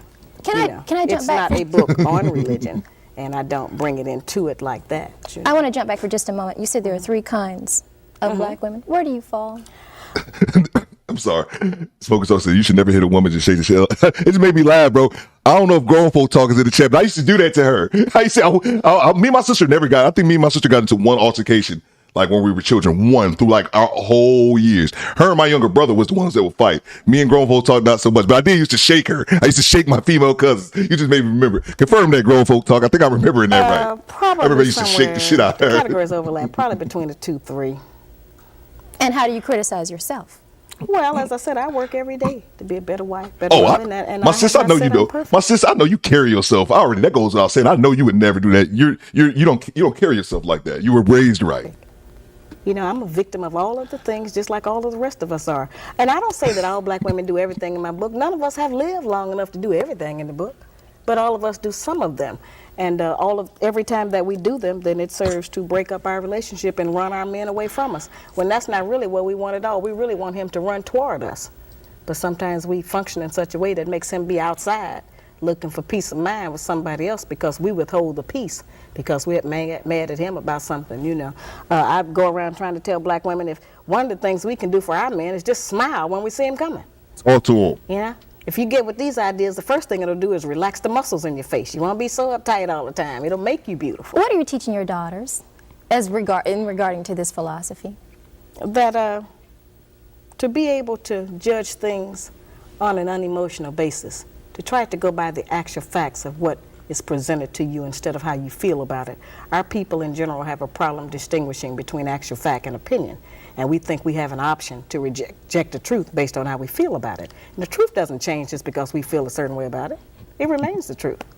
So I teach them that. Is this book semi-autobiographical? Oh, absolutely not. Excuse me. Absolutely not. No. But doesn't the average person that write a book, there's a little bit of him somewhere in what I'm the writer here. You the TV host, and writers do not do that. You can write about anything you want to. I love how she corrected her right there. Like, nah, bitch, this is my territory, not yours. It's a no for me, says Bella Ring. My husband is 6'2", I'm 5'1". What do I look like hitting him? Dumb. No woman should be putting her hands on a man. Facts, man, facts. No woman should be doing. And I also think, and let me know, that's why I don't know if grown folk talk. I think she was in the chat earlier. I don't think she's still in here. I think, not only that, I think women should be hearing this from their dads when they're children. When they're children, they should be hearing it from their dads. And that's why I wanted to see if Big Theo told grown folk talk this, because I don't know the conversation that they had between those two. My dad would always tell me about fighting. He would just say, punch a motherfucker in the nose. But my father, main thing he stressed to me was, don't have children by multiple women. Don't have children by multiple women. I say it all the time here, and I don't have children by multiple women. And the only thing I regret is that I didn't write the Black Man's Guide to Understand the Black Woman Part 2, because there's some more. This is just all I put into one book. But I'm coming out with the Black Woman's Guide to Understand the Black Man in 1993, probably. Well, I will tell you right now, there will be a lot of ladies. Oh, yeah, we return money every day. They're trying to buy it already, but I don't have it ready. The most profound question, perhaps, that I can ask you right now, do you believe in what you're writing, or are you a very astute businesswoman making a buck? Well, I believe absolutely in what I'm writing. I wouldn't come out here and go through what I have to go through around the country every day, and I could be in a different city every day of the year. The demand is just that great. The like button. I read an article in Emerge magazine the other day. People have been writing in about my book as a result of an article they wrote a few months ago. And the editor put a note in the magazine, in the front of their magazine, that that's Emerge magazine now. That's supposed to be black people coming out and so forth. They put a paragraph in there that said, we have been still getting letters on Shahrazad Ali's book, The Black Man's Guide to Understand the Black Woman, but we're not going to publish any more of them because we have decided that the book has made enough money. I thought that was the most ignorant remark. So I told my secretary, get him on the telephone. So I got that nigger on the phone. I said, has IBM made enough money? Has Nike, Reebok, AT&T? Why don't you go tell them people that they made enough money? You know, that's so silly that our people take an attitude of wanting to stifle someone else's success. The part that you mentioned in regard to me being a successful publisher and a female entrepreneur, absolutely. I have a great deal of insight about the publishing industry. I did this by myself. And you would think that somebody would want to do a story on that side, since obviously I know how to put together a successful project and carry it off until the second year now. But they don't want to deal with that, and they keep saying I've made enough money. And nobody even knows how much money I have made. They don't know what my responsibilities are. They do know I have 12 children.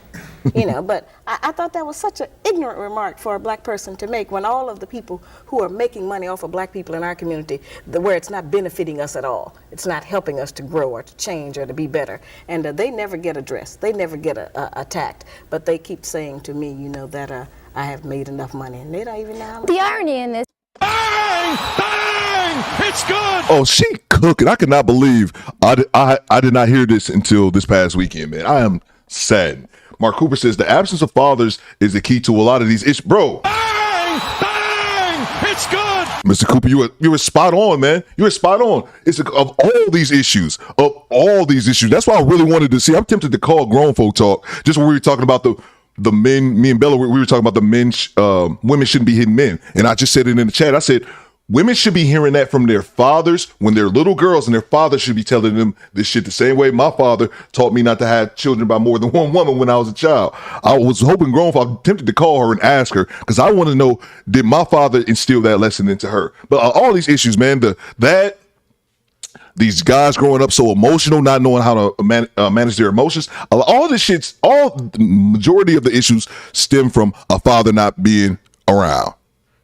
The one chick who's the porn star at 25, porn star, scripper, cam girl, 25 years old, 3 children by 3 different men with no daddy, but say she don't have no daddy issues. Hey, yo, what the fuck? It all boils down to that. Let's get right back to it. Is that you said you wish hit the like button. You could see more black women taking more interest in the home. You are a businesswoman. You're traveling all the time. Who's coming? Yeah, she had 9 were adopted. He travels with me a lot of the times. You all just don't know who he is because we can't let that out. No, he's with me a great deal of the time. I have a strong family, extended family structure. I have sisters, and my children are between the ages of 5 and 26. Mm-hmm. Now, if that 23, 24, and 25-year-old don't know how to take care of the children when I'm not there, then I have failed. But I haven't, because they do know how to carry on until I get back. Oh, I'm sorry. This is a disingenuous ass question. What she's asking her now is, well, okay, when you do all that, who taking care of all them kids at home? Like, bitch, man, you... Back to it. Oh, damn, I hate the raw thing. My bad. Get back to it. Campaign techniques are failing for them, and why they're so frustrated. 50 black women. Set them for the black man. Except all of the things that are required for a man to have to... My husband travels with me a lot of the time. There you go. Just don't know who he is because we can't let that out. No, he's with me a great deal of the time. I have a strong family, extended family structure. I have sisters, and my children are between the ages of 5 and 26. Mm-hmm. Now, if that 23, 24, and 25-year-old don't know how to take care of the children when I'm not there, then I have failed. But I haven't, because they do know how to carry on until I get back, you know. Have you met any one black woman that you do admire, who you think has done an excellent job? I admire a lot of black women all of the time. Marva Collins. I just made a huge donation to the Marva Collins Preparatory School in Cincinnati in memory of my mother. Mm-hmm. I've donated to a lot of organizations around the country, you know, to help black children. Mostly that's what I do. I don't donate any money that's going to be used for administrative costs. I don't do that. But if it's going to go directly to the children, I do that. A lot of black women. You know, we've done, as I said, I represent that great strength that we have. I admire you for what you're doing. It takes a lot of courage to bring me in on a television show and let me just talk. A lot of people wouldn't do that, you know, and I wish you success in your career. Thank you very much. After I'm gone. Shahrazad, do you have an opinion of the white woman? Just that she's been an influence on us. I thought she was going to say cracker. Not intentionally. She's just living her life. She didn't tell us to copy her. Mm-hmm. You know, but the way the society is set up, we have copied a lot of her ideas, and a lot of the standards she sets for the white man, we have tried to set them for the black man, except all of the things that are required for a man to have to meet those prerequisites, our men are kept from getting.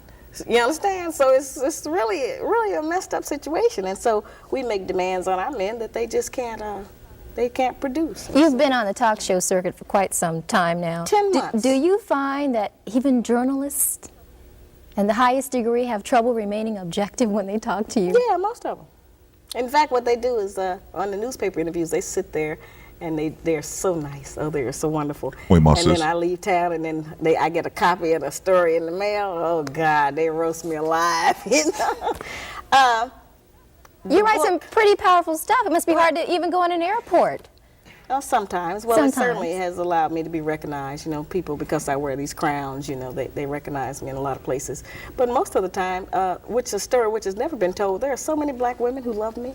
There are so many black women who, in fact, next week I'll be going to Baltimore. And there's a group there called the Black Women's Consciousness Raising Organization or something. And it's a black women's group of 250 black women, professional women. They have invited me into their convention to be the keynote speaker. May I got black women all over the country who are in support of this project. In fact, I just gave that lecture in Miami, and the man who invited me in was 78 years old. He said he thought he'd never live to see the day that the truth was told about our women. You know, he's a 78-year-old black man who is still in business. He invited me in. Most of the people at the lecture were women. Most of the people who bought 2 and 3 books for their sons were women. Most of the people that bought books for their daughters who were getting married were women. You know, so it's been distorted of who actually is supporting this project. We have 30 million people out here. About 15 million of them have jobs. About 7 million of them can read or have disposable income to buy a book. And I haven't reached the market that I intend to reach in order to actually get this message to penetrate into our communities. The book being required reading is certainly going to help us to face some realities. Our young people want a different life. They don't want the failure that many of us have suffered.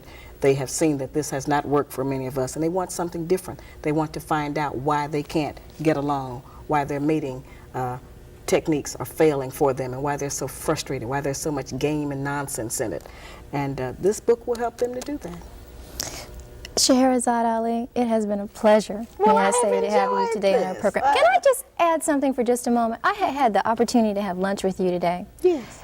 You are a very personable individual. You Absolutely. are sweet. They just tried to make me a monster on television. But can I say that if I didn't know about this book, on a first impression of you, I never would have thought you'd have written that. Well, you may not have. Many of us have some talents that our larger communities can benefit from. You know, if I had met you somewhere, I might not have realized that you were a very popular and dedicated talk show host. I wouldn't have known that until you told me what you do. I believe that the message I'm trying to bring to my people is a message from God. I think that the only way our people get any message or information from God is through the people, and that this is a very important work I'm doing. This is not a game to me. It has a great emotional drain on me. People come against me with a lot of negative ideas. They come hard. They bring all the force that they have to bear, and I have to stand up under that. How do you deal with that? Well, I don't internalize it. I don't let it go in. Hit the I like expected button. us to have an emotional reaction, and I know that when you have a revolution or social change, the first reaction is emotional, but those people settle down. And so if I have to be the brunt of that in order for them to get to a better life, in order for us to have a better child, then I just have to take that. And of course, my own man has to absorb a lot of what I bring to him. Sometimes, every once in a while, somebody will get through, and they'll say something that'll, just be so penetrating, say, wow, listen at that. But I just don't internalize it, because I know that it's not me they really want to attack. They really want to just not have to take responsibility for their behavior. They don't want anyone to say that's wrong, because most of the negative practices we have, we've been doing them so long, we think that they are right. And so we don't want anybody to come out and say, you're doing that wrong. And we certainly don't want our man to say, that's right, you are wrong. Has this been worth what you've had to go through, being accosted in airports and practically blessed out on television shows? Anytime I'm accosted in the airport, it's because somebody wants an autograph or they want a book. I mean, I've had an entire basketball team in L.A., they want a book or they want an autograph, but it has not been negative. That's crazy. I imagine somebody walking up to me wanting an autograph or some shit. I'm like, what the fuck? One reason I never wanted to be famous. Salute to Quiet Storm. Okay, cool. Appreciate that. Thanks for keeping the likes up. Melanin. What it do, baby? Always great to have you. Salute to the homie Eric Jordan. Everything that Shahrazad Ali predicted came true, bro. Nothing but facts, man. And it's crazy, man. It's just crazy to see Kenneth Jones say, are we doing it old school today with the video? Oh, yeah, man. I don't know. Let me know in the chat if you guys, where's the talk show host now? You mean, the one she's talking to? Oh, yeah. Oh, great question. Where's she at now? I got you, Watch Gamer. I got you. Yeah, that's a great question, man. I actually wanted to look her up, but I didn't. I got lazy. Yeah, man. But yeah, that's true, man. It's. Let me know in the chat. That's what I wanted to say. Let me know in the chat if this is your guys' first viewing of this video. And this was my first viewing of it was yesterday. So technically, yeah, this is my first viewing. I never saw this, so it's good. If I was able to put somebody else on game, salute to Quiet Storm for sending it to me. And certainly, as I said, we can always dwell on that one issue in the book that people tried to bring up that's negative about violence. As I have explained, that's not what I was trying to do. And that certainly keeps people from understanding the rest of the book, which is calling on us as black women to bring some of that backboning strength that we have, some of that monumental dedication to the black family back to making a family. Excuse me. Tiffany Hall says, my father taught me if you swing on a man, expect to be hit back. No man expect. If you swing on a man, expect to get hit like a man. No thank you, says Tiff. Facts. And I just got a cash app I wanted to read here. But what I did was, the reason I brought that text up is that I knew one of y'all was about to cash at me, dog. Was that I wanted to text my sister. I wanted to text Grown Folk Talk. She was in the chat earlier. She's probably busy at work, and I'm distracting her like I distracted everybody. But I wanted to ask her, I wanted to ask her, did Pops teach you not to put your hands on a man? I don't know if he actually taught her that. You know, he has a boy and a girl, so he obviously taught us different lessons growing up. Salute to the homie, is it Big E? He says, for you are doing great work. I love it. Appreciate you, bro. Bang! Bang! It's good! Salute to you. Salute to the squad, the channel members, the moderators, the chat, the ninja watchers. Y'all can watch in the back. Just make sure y'all hit the like button. And last but not least, the replay gang. Bang! Bang! It's good! If you listen to this on the replay right now, you're part of the replay gang, man. Salute to you. I got to show y'all love more. Appreciate the cash apps, y'all. Let's get back to it. Family is more than a woman and children. A family is a father and a mother and children. You cannot deny, however, that there are many black women who have facts, bro, decided for whatever reason to go it alone and are successful in raising children who are not on drugs. Yes, wait. Let me just make my point now. Who are sending their children to college, that's not who run a good home. I keep trying to explain that. Feeding and clothing and raising a child and making sure it's not on drugs and it goes to college, that doesn't guarantee that child any emotional success in their relationships in life. That just means they may be able to get a job. See, we have to look at even what the success standard is that we're talking about. That's not necessarily success. That doesn't guarantee us success. If we can raise up an emotionally stable child, one who knows how to carry on our black nation, who knows how to be a good mother, and still perhaps contribute to the outside community, if we can raise up fathers who take responsibility for their children and who know that their presence in the home is a needed one if we are to survive, there are a lot of other things more important than us just getting a college education and a job. That does not guarantee the success of a nation. That guarantees a personal financial success, which is not the only thing that we need to revive our black nation. Let's talk about the future just briefly. What's up next for you? The video, The Black Man's Guide on Tour, which is coming out March the 20th. And hopefully by Christmas we'll have it completed. I'm working on a prototype of the Shahrazad doll. And the Shahrazad doll is going to be a little doll with a little lady with a little crown on. And she'll be holding a little black man's guide. And when you punch her on top of the crown, she'll give you a positive message. I love that.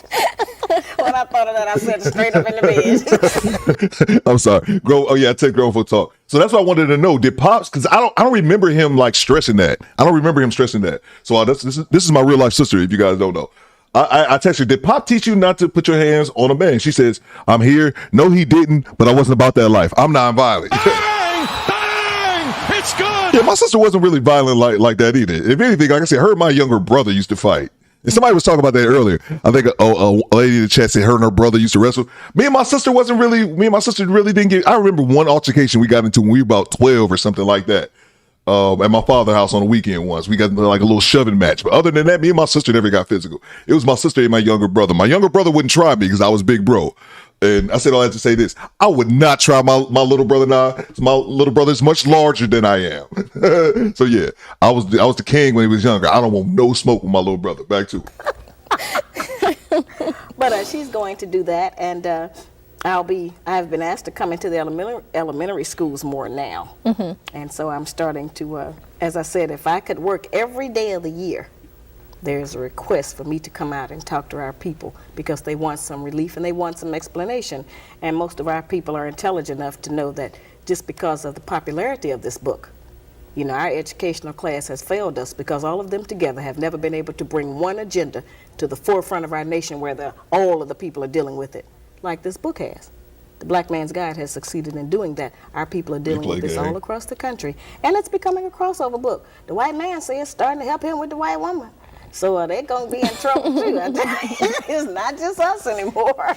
You will be going to Africa very soon. Bro, I got the best mods. I got the best mods, man. The best mods on YouTube. Quiet Storm says the host name is Raven Gary. So here you go. For you guys were asking about the host name. And as well, I got one more video after this one from Miss Ali as well. This one she's talking about. I didn't even watch this. It's a short video, but she was talking about, I think I've seen bits and pieces of it throughout the years, but I don't think I've ever actually sit back and watched it. It's the attributes. She lists, I believe, the 5 or 7 good attributes of a black woman. So we got that next. So stay tuned. Hopefully, Nelson Mandela called me and he invited me to come there to Johannesburg. He says that they have a similar problem with the black women in South Africa and that many of them try to marry into the white race because they think it provides them with better benefits than staying with their men who are suppressed, you know, under the apartheid system. And I have been invited to London, of course, where the book is becoming a bestseller. I've even been invited to Ireland. They don't even have no black people there, but they say they want me to come over there and talk to the white woman. You know, I mean, this is a global project now. I just can't go everywhere. I don't have the energy all the time, and I can't keep dragging my children and my own husband. You know, he's got some things he's doing that I have to work with him on, and so. Team Peterson, I seen your comments. Team Peterson, one of those dudes that can kill you with his pinky ring. With his pinky, yo. But I try to. Who I want to work with, actually, is the black woman and the black man here in America where I live. That's where I'm really doing my major work. And if I go anyplace else, it'll probably just be live remote television, you know, to someplace else. But I don't know if I'm going to really have the time to travel to those other places. Did you know? Let me grab the super chat here. Yeah, that's the name of this show. Yeah, that's actually a good point, Quiet Storm. That's actually the name of this. I should have said that earlier on, but this is actually the from the Vibration show. Great point, Quiet Storm. Let's see, Notorious Kevin Brooks. Yo, salute to you, bro. Bang! Bang! It's good. Notorious Kevin Brooks is our show sponsor. I'm going to add that to the chat right now. Appreciate you, Kevin Brooks. Yo, I've been meaning to ask you, Kevin. Like, I think I asked you this once in the chat, but like, is your channel just shorts? Is that like, I'm always curious about channels with shorts only format. I just always have some questions about that. Appreciate the super chat, man. He says, thanks, brother Theo, for helping me get the truth to our community. Yo, bro. Bang! Bang! It's good. No doubt, man. Let me go ahead and drop some more drops for you. Appreciate everybody kicking it with your boy. Hide the money, y'all. There's poor people around. With your broke ass. Where's my money, bitch? I noticed the cross in your background right when I put that up. That just made me pause 1 second. Appreciate you, Kevin. Thanks for the super chat, man. Let's get back to it. Okay, we got one more here to grab. Salute to 10 Plus Sounds. Make sure you guys check out 10 Plus Sounds as well as the Notorious Kevin Brooks. I'm sorry. If one of my moderators could leave a chat for Mr. Brooks, I highly appreciate it, man. Hit up 10 Plus Sounds for all you guys' needs and all that kind of stuff. 10 Plus sent me a dope ass AV yesterday, Quiet Storm. Like kind of a cold one like yours, but it just hit me. I was like, damn, this shit's fly, bro. Make me look like I'm like a star or something. Appreciate you guys. Let me grab this other super chat. I'll bring you back on the screen, Mr. Brooks. Bro, that's Alphabet, bro. I'm looking at that name, bro. That name says Alphabet. SDFGH. I'm with you, bro. I'm not trying to, a name like that, I'm not trying to just dismiss you because you said the super chat. But Patrice O'Neal was known to telling people sacrificing who you are for success was a setup for owning people they do, and that you must pay it So no matter how degrading and shameful it is, let me read it again so I can comprehend it a little bit better. Excuse my Detroit Public Schools education. Patrice O'Neal was known for telling people, sacrificing who you are for success was a setup for owning people they do, and that you must pay it no matter how degrading, shameful it is. I think I understand what you said. I think it's just sacrificing. You just sacrifice. You put. I think I can make that as simplistic as putting your individual desires to the side for the needs of the unit. You know, the needs. The needs of a unit. I took my son swimming. Was it last week or something like that? I didn't want to fucking go swimming. I didn't give a shit. But my son said that's something he wanted to do. So I took time out of my day, went down. Took him swimming, $30 for us to swim at this gym. And then I got a $45 parking ticket right after that. Then took my son for snacks. I spent $100 like in 2-3 hours span. I wasn't planning on spending. Fuck you, Detroit, for that parking ticket. But yeah, you do this. You sacrifice for your family, man. Even things that's not going to may not serve you individually. You do it for your family. That's just man shit. Appreciate the super chat, guys. Let's get back to it. When you wrote this book, that it would take off like this? I suspected it would. It's new okay, information. cool. We've never had it. This is brand new information, and no matter what anybody else ever writes about relationships, this is going to be the standard by which it will be judged. I want to talk just a moment about something that I saw recently on television. Everybody has taken the opportunity to make their poke at you. Oh, yeah. Did you see, by chance, the skit that was done on In Living Color? Yes, I saw it. What did you think about that? I have not seen the skit. Somebody else mentioned that. We might, I might look that up. I have not seen the skit yet, so I might look that up now. Well, the phone started ringing off the hook. People were calling me from all over the country to tell me, did you see Living Color? And nobody knew how to react, because they didn't know what my reaction would be, and they didn't know if I was going to go off, I can walk around with a loaded gun sometimes, so they didn't know, if it was going to be, So I thought that was hysterical. That was the funniest thing I have ever seen, and it was a compliment because they could not have done that and been successful if they hadn't assumed that everyone, first of all, knew who I was familiar with the book. So, that was excellent penetration, I felt, of the media. I had reached some goals, and I called him to thank him, and told him that I wasn't angry. He wasn't sure if I was or not, but I just thanked him, and I sent him an autographed copy of the book. That's all I did. But I thought they had me down pat, I have to say. Even your family thought so? I got to play that clip. I just wanted to bring up a quote here. Somebody said, Cannon carpet cleaning, salute, bro. He said, my daughters tried their little brothers once.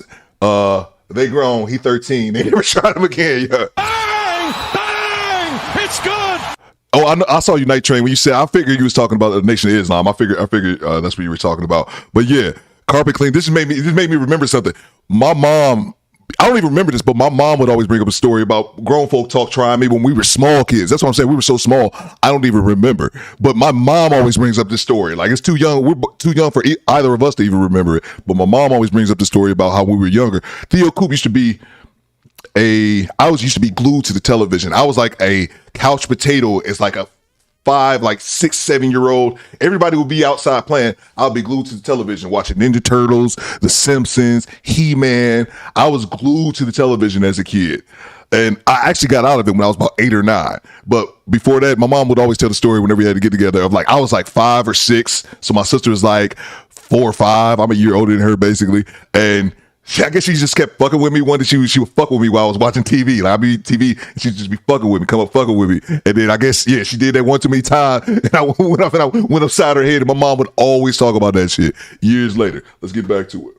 Yeah, my son said, Mama, it was just like you. There you go. Yeah, I figured this on YouTube. We taped it, and we have, it's been on a couple of times since they aired it because of demand. And we have it at home, and it's certainly one that we get out a lot of times when company comes if they didn't see it, and we play it because it was so funny. But it was just a takeoff, and so many people have been able to earn money. We got one more video too, guys. This book has put the black bookstore on the map. It has allowed a lot of black bookstores to open up other branches of their bookstores.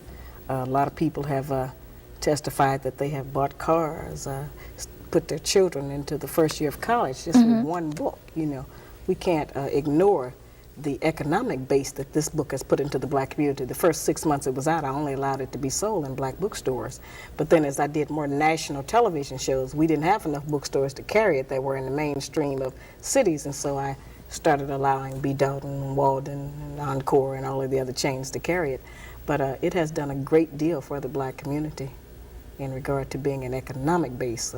And I would think black people would be happy to have something else to sell other than Avon and Tupperware. Since those are not our products, you know.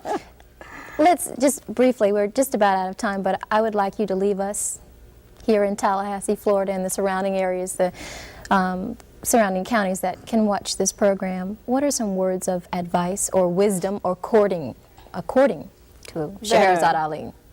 Just the only wisdom that I can leave you is the information that's already recorded in most of our holy books.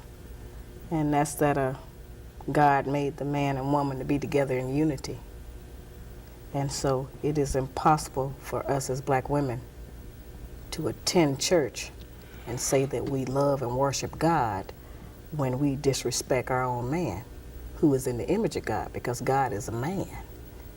And our men may be the closest representative of that kind of masculinity of God that we ever meet. And that we should stop using our children to punish our men. We should stop disrespecting our men in front of our children. Sometimes we talk badly about them. It makes the child get a different idea about the father just because of our personal relationship. And that we should start trying to be a little bit more patient, tolerant, and courteous. And those are some attributes that we have kind of gotten away from because we're on this speed thing of trying to make a living. And as I said, I'm not saying that he's right, but if we become better women, he's got to become a better man. Shahrazad Ali, thank you so much. This has been a very interesting I know your people are going to love this. Nobody ever gets to hear me talk this much. All right. Thank you so much for joining us today on Vibration. Well, thank you for inviting me. That's our show for this week. She killed it, man. Bang! Bang! It's good! But salute to her, man. Let's get this. We got one more video too, guys. We got one more video. It ain't over. Salute to Glamorous D. He said, "Did y'all see the viral video of Ebony Williams? She wouldn't date a bus driver unless he owned a bus." And Miss Van Sant lit her up. Oh yeah, facts, bro. I saw that. Bang! Bang! It's good. I saw it over the weekend. And the homie. That's why I rock with y'all, man. The squad getting tight, bro. The squad getting tight because we all starting to think alike. I saw that over the weekend, right before the show started. The homie Corey Joe sent that to me. Bang! Bang! It's good. And here's the thing as well. They hit Theo with the whole keyboard in that super chat. Facts, bro. Facts. Bro. No disrespect, but I was reading that like, bro. Hey, yo, what the fuck? What happened to Scott? Or Jim? That's so funny, man. But yeah, oh yeah. That's the thing, Glamorous D. We all getting connected because, like, I saw that. I was like, I need to react to this. Corey Joe sent it to me, and then here we are. And that's the other thing as well. Mona puts it in the chat. She spams the chat with it as well. If you guys got something you want me to react to, send it to me. I'll check it out. I'll either say yay or nay. I do a lot of videos that people send me to react to. So we got one more. Oh, let me see. I got a, excuse me. My apologies. I think I got a super chat I need to acknowledge. The Raging Half Asian, yo. Bang! Bang! It's good. Raging is a day one sub. For the Raging Half Asian, I've been meaning to ask that as well. Let me know in the chat if you were a day one subscriber. I consider you a day one sub if you've been in my channel before we hit 1,000 subscribers. Because I don't know why. We had like 30-something thousand subs now. I don't know. I haven't caught up with it. But Raging's been here since day one. He's my day one sub, so he get a city drop. Rip City, I'm from the Rip City. Rip City, Rip City. I'm from the Rip City. Salute to Portland, man. Let's get back to it. Yeah, let me know in the chat if you were a day one sub. It don't matter if you could be just sub to my channel last week. It's all good. I still got love for you. But the day one subs, y'all been here since day one, bro. And you know I got love for y'all. So let's get to it. Appreciate you, Raging. He just sent the $10 super chat. No words, man. Just straight love. Appreciate you, bro. How young Raging doing? Let's see. And we got one more video. I told you guys, I thought this one, I didn't see all this one. I thought I'll react to it as well. And then we might check out the Living Color one too. So we have this one here. What do I have it labeled? She was talking to, I think I said it a few minutes ago. Oh, the attributes of a good black woman. Yeah, I saw that yesterday. Okay, let's get back to it. Appreciate you guys. As I said, this book demonstrates that the bus drivers will have peaceful lives, man. Bang! Bang! It's good. Yeah, Van Zant went in, bro. That's crazy. I've been here since 700 subs. Bang! Bang! It's good. I'm a day 282 subs. Drew, you was here when I had 282, Drew? I'm sorry, Drew. Stop the cap. I don't want to call you. I don't want to call you Cap, bro. I don't want to call you Cap. I don't want to be. Everyone said they had day one sub, but I was like, I don't know none of you guys. It's all good if you subbed to your boy last week, man. But I just remember, I know Raging Glamorous D. I'm a month 5 subscriber. Glamorous. I think Glamorous D might be right. Bang! It's good. Ashanti said, I don't know about day one, but I've been here. Like day one, like I know I can look and see like day one.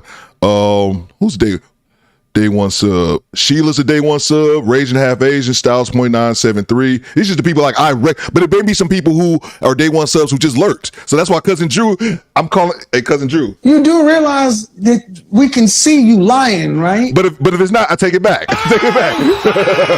It's good. I had a different account. See? Salute to you, bro. Very well may be true, man. That very well may be true, bro. That's what I said. You can't be. I remember I had a dude tell me, well, this is a long time ago when my channel first started. It was like, I've been watching this day one and I had just hit 1,000 subscribers. And he was like, Theo, I'm so proud of you, bro. I almost cried in the crib, bro. I was like, oh my God. Let's get to it, man. I'm rambling. Let's see, Don Lexi got me on your pocket. Yo, salute. Bang! Bang! It's good. Don's the OG. It's funny. I talked to Juice Worth the Squeeze. I don't know if Juice is in the chat, but Juice makes me laugh when he say this. Theo, I sent you that Living Color skit in the DMs. Okay, cool, man. I see it, but you could have just left it right here, Quiet Storm. But yeah, I'll grab it. I got my Discord open because First Man Jenkins just sent me something too.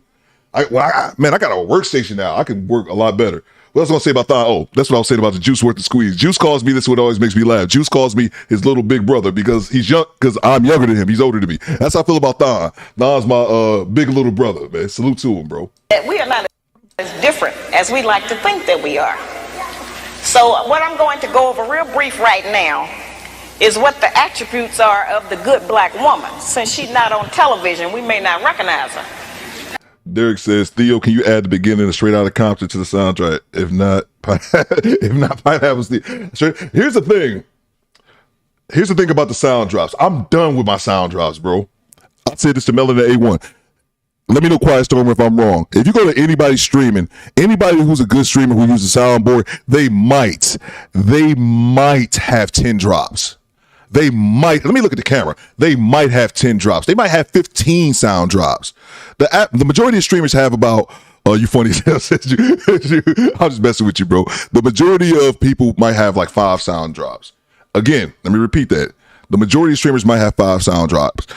The streamers who have a lot of sound drops have like 10 or 15. Do you know how many sound drops I have, bro? 130.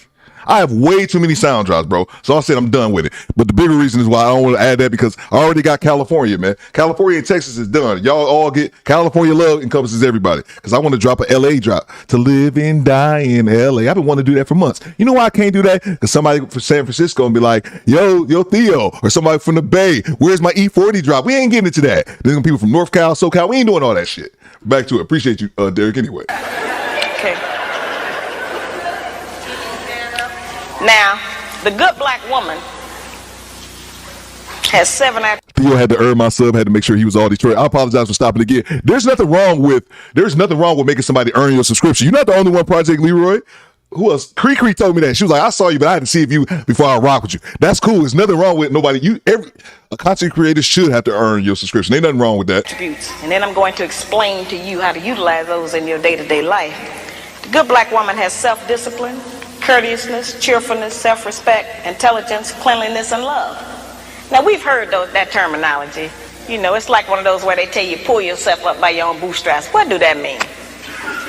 You know, how can I make that functional in my day-to-day life to benefit me as a practice?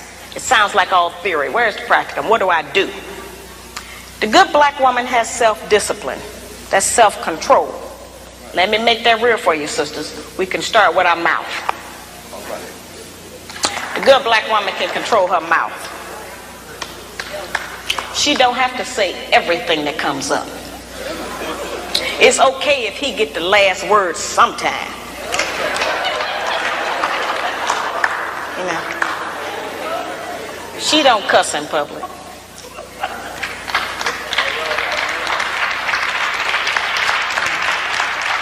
And she works on not cussing in private. She don't tear a man down with her mouth because they can't out-argue us. Can't nobody out-argue us. Oh, hold on, stop the show. Stop the show. We got a celebrity in the building, yo. My God, my best Stacey Prince impersonation. If y'all don't know who this man is, you guys will. Matter of fact, I got something for you, big bro. Turbulence, people. And I shared this, Stacey. I shared this once with the channel last week. I used to hit that drop, bro, so much, but your channel was still small and nobody know who you were. So I would hit the turbulence, people, and people were like, okay, but nobody know who it was. But now, bro, whenever my intro is playing, people ask for that, yo. Bang! It's good. Always good when I see the homies, Real Stacey, especially anybody that's over in the West Coast who get up rocking with your boy. Make sure you guys show Stacey Prince some love. Do it now before he get to 100,000 subscribers and he ain't fucking with y'all ass no more. Bang! It's good. Make sure one of my moderators, matter of fact, bro. I have charged that we nag our men too much. We keep our men's head tied up so much with our petty grievances about our personal relationship that he don't have time to think and plan for our future. One of my moderators could drop the link to the Real Stacey Prince. Appreciate it. Because he got to deal with what's going to happen with us every day. You know, it's real odd. When the black man come home, he almost have to do a wind test or stick his toe in the door. He don't know what's waiting. He don't know who in there today. He know it's a possibility that there's some kind of new monster that he didn't even know about yesterday. So, absolutely. You know, we need to not make it like that. We need to not be so vicious with our mouth. You know, men are not petty like that. They're not going to out-argue us. And it has been proven that verbal abuse is just as harmful as physical abuse. So let's not use our mouth to do that to him. I'll apologize for stopping. That's no bullshit. I have 130. I had to count it the other day. Melon was like, you still working on drops? I was like, you're right. Yeah, 130 is ridiculous. The good black woman is courteous. She says, make sure you guys subscribe to I appreciate you doing that. I appreciate every effort you make. Try harder. I'm going to work with you. Thank you. I know you did your best. Now that's a whole new language.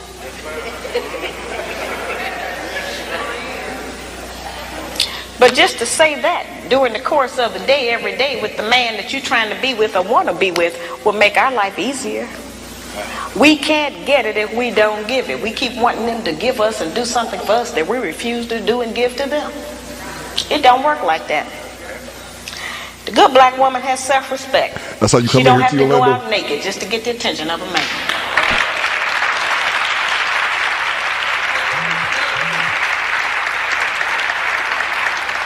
I have sisters all over the country, and they come up to me after the lectures, and they'll be talking to me, and they'll say, well, you know, all he think about is sex. All he think about is my body. I say, why don't you show him something else?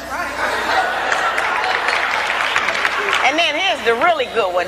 They'll come up and they'll have on a weave. They have on false eyelashes, another whole face, false fingernails, and all of that. And then they'll say, but I'm looking for a real man.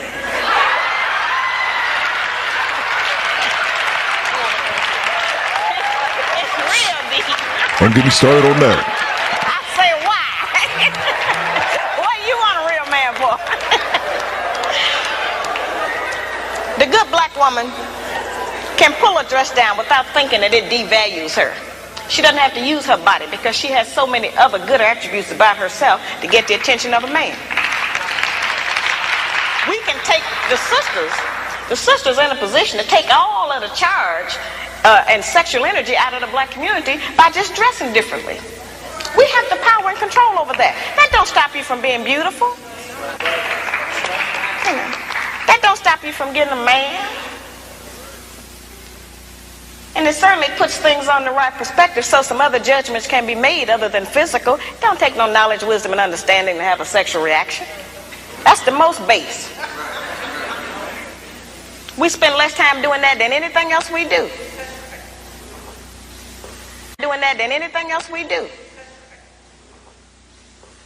So, you know, that doesn't always have to be the forefront issue. We know we are capable of that. The good black woman has intelligence, meaning that she knows how to behave properly in the streets. She's not in the wrong place. Some of our women don't know what else to do other than go to the bar. They need some activities. Some of our women thinking that staying home on the weekend is some kind of sin. Facts. My ex-wife be talking about that shit now. My ex-wife be talking about that shit right now. Like, dude, like, cause I'll be 40, so she's like about to be 38, and she's, oh, I didn't get to go to. I'm like, sit your old ass down somewhere. Bang! Bang! It's good. I'm like, you're 40, you're washed, you're done. Well, I didn't get to experience it when I was younger. Then you just didn't experience it. It is what it is. Some of our women think that if they don't have a new outfit to wear every day, that they gonna self-destruct. You know, we have a lot of just that kind of nonsense going.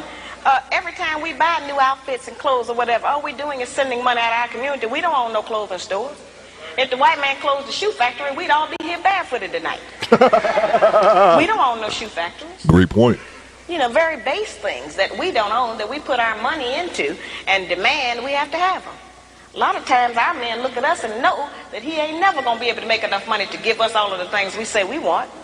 And don't no man want to be with no woman who he constantly got to deny her the things that she says she wants. That's fair. And that represents failure to him, to have to always, you know, not be able to provide us with what we ask for. One of the ways we can do that is to start being satisfied with less. Oh, wow. The good black woman is... Wow, I'm learning today, man. Derek says Queen Latifah took her early look from her. Wow. Man, see, I was a child. See, that's another thing, man. You never stop learning, man. I was a child when all this stuff, so all this was, I wish my mom would have been watching stuff like that when I was a kid. Queen. Now that's a hard I didn't even peep that. Derek, you're right. It's obvious, too. The good black woman try to keep the house clean. Good black woman is clean by her own body. You know, a lot of those things we kind of take for granted, but all of our people don't know about that. I'm sorry, Randall. My ex-wife was like, he watched our son when she went to a Lil Wayne concert last week on a Tuesday. I was like, on a Tuesday? Sit your ass down, man. You don't need on a Tuesday? Grow up, yo. There are people who are angry with me because I even described the fact that some of us as sisters don't have the proper personal hygiene, as if that don't exist. We have too much falsehood and pretense going about our condition. Everybody that's dressed up ain't clean. Right. You know, that's just the truth. We have to look at our condition in the light of truth. Stop reacting emotionally and pretending that just because we don't want to deal. One of the most difficult things that I deal with out here is trying to teach our people the difference between an actual fact and an opinion. Our people think that they can accept or reject truth based on how they feel about it. Bro, your feelings don't change the truth. I'm sorry, y'all, and I'm not putting on. I didn't watch this part, but I was just talking about this the other day. This is 30 years old, and that's incredible, y'all. I'm sorry. The truth is just don't be there. You can feel any kind of way you want to feel about it. The truth doesn't change. Those kind of emotions have kept us from growing. That's crazy. Because anything we don't like, we just reject that and say, well, I don't believe that. That don't mean that it's not the truth. It just makes you a disbeliever. I never thought about it either. The good black woman practices non-possessive loving. Now, y'all know that's a hard one. Now, envy is wanting what someone else has. And jealousy, of course, is just selfishness. Non-possessive loving is not an easy one for us to practice. And, of course, I have a lot of sisters and some brothers who are in disagreement with me saying that. But the actual fact is that our men are outnumbered about 5 to 1. And nature is going to require that the men take responsibility for more than one woman and her children. Most of our men have children by more than one woman anyway. So I don't know why that was such a surprise, allegedly, when I said that. The black man has not been waiting on me to tell him he could have more than one woman. You know, I'm in agreement with the rest of y'all. I don't think he should do that, but I feel like you did. There are some things perhaps about the nature of our man that we have been given some definitions about that are not true. There are some things he can do that we call him a dog. We do not have the same capabilities as a man. I am not talking about fornication and adultery. That's something else. I'm talking about actual responsibility of fatherhood and husbandhood of another family. That's quite different from fornication and adultery. We don't have the same capabilities of them. That's right. A man can have 2 homes, 2 sets of in-laws. He can eat dinner at 2 houses, 2 sets of children, 2 garages, 2 separate sets of friends attached to that woman. He can have all of that. We can't do that. We can't cook dinner at 2 houses. We can't sleep with one man 4 nights a week and another one 3. Ain't no man gonna agree with that. We can't have one set of children we leave in one place and go and stay in another place and take care of another set. It doesn't work for us. Now that does not mean that we can't have sex with more than one man. That's not what I'm talking about. I'm talking about just taking responsibility for your children. Now certainly every man can't take financial responsibility for all of his children. He can do something. But a man who is spending time with a child is going to do something for it. Because then they'll find out what we have since we've been taking care of them by ourselves. You don't like to always say, no, I can't do it. No, I ain't got it.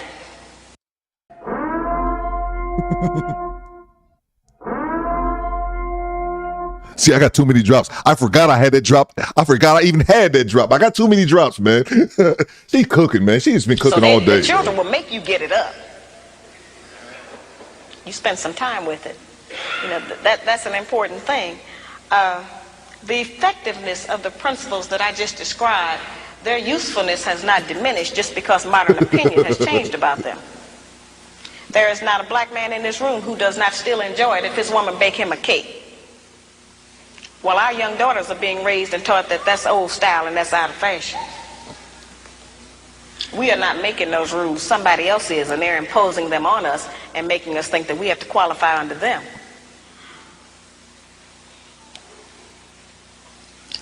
I tell the brothers, just like I tell the sisters, if you have a woman that you've been working with for months or years, and you can't get that woman to get in agreement with your program, then get rid of her and get another one. And I tell the sisters the same thing. If you're with a man you can't agree with, don't make his life miserable. Get with a man you can agree with. But we spend too much time living in hell with each other. We spend too much time tearing each other down, trying to make the other person do different or function different. If you want somebody to change, first change yourself. We set the example. We are the teacher. We are the mother. We set the example. Salute to the squad, man. I enjoyed that, man. I hope you guys did as well.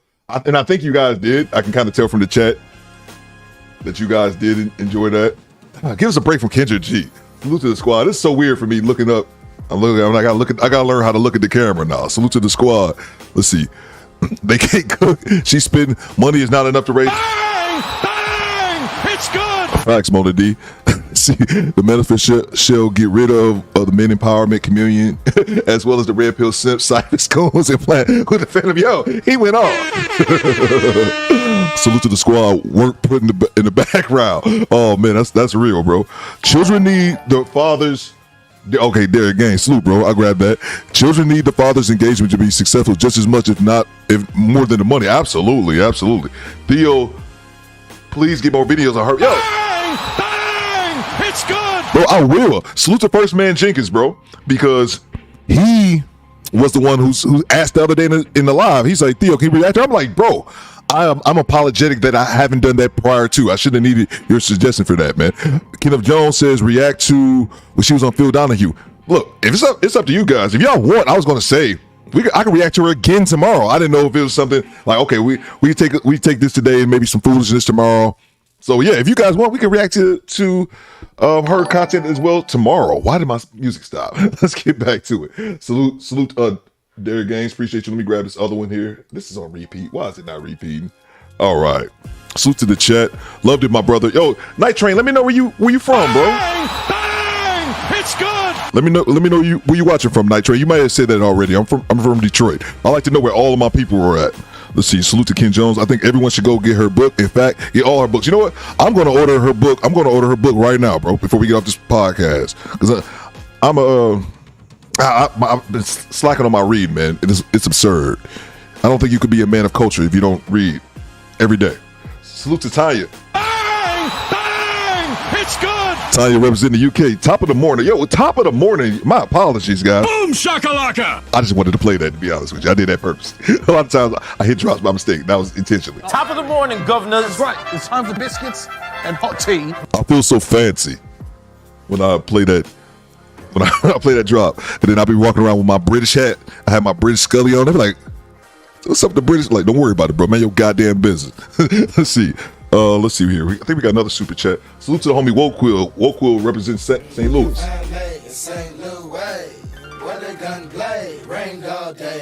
I like Wokewill. Wokewill, him and I, we have similar ideology, similar thought patterns. I can recognize that in other subs. He says, sadly, her words, what does Wokewill say? Sadly, her words will continue to be true because folks are mostly attached to the worst aspects of our culture, man.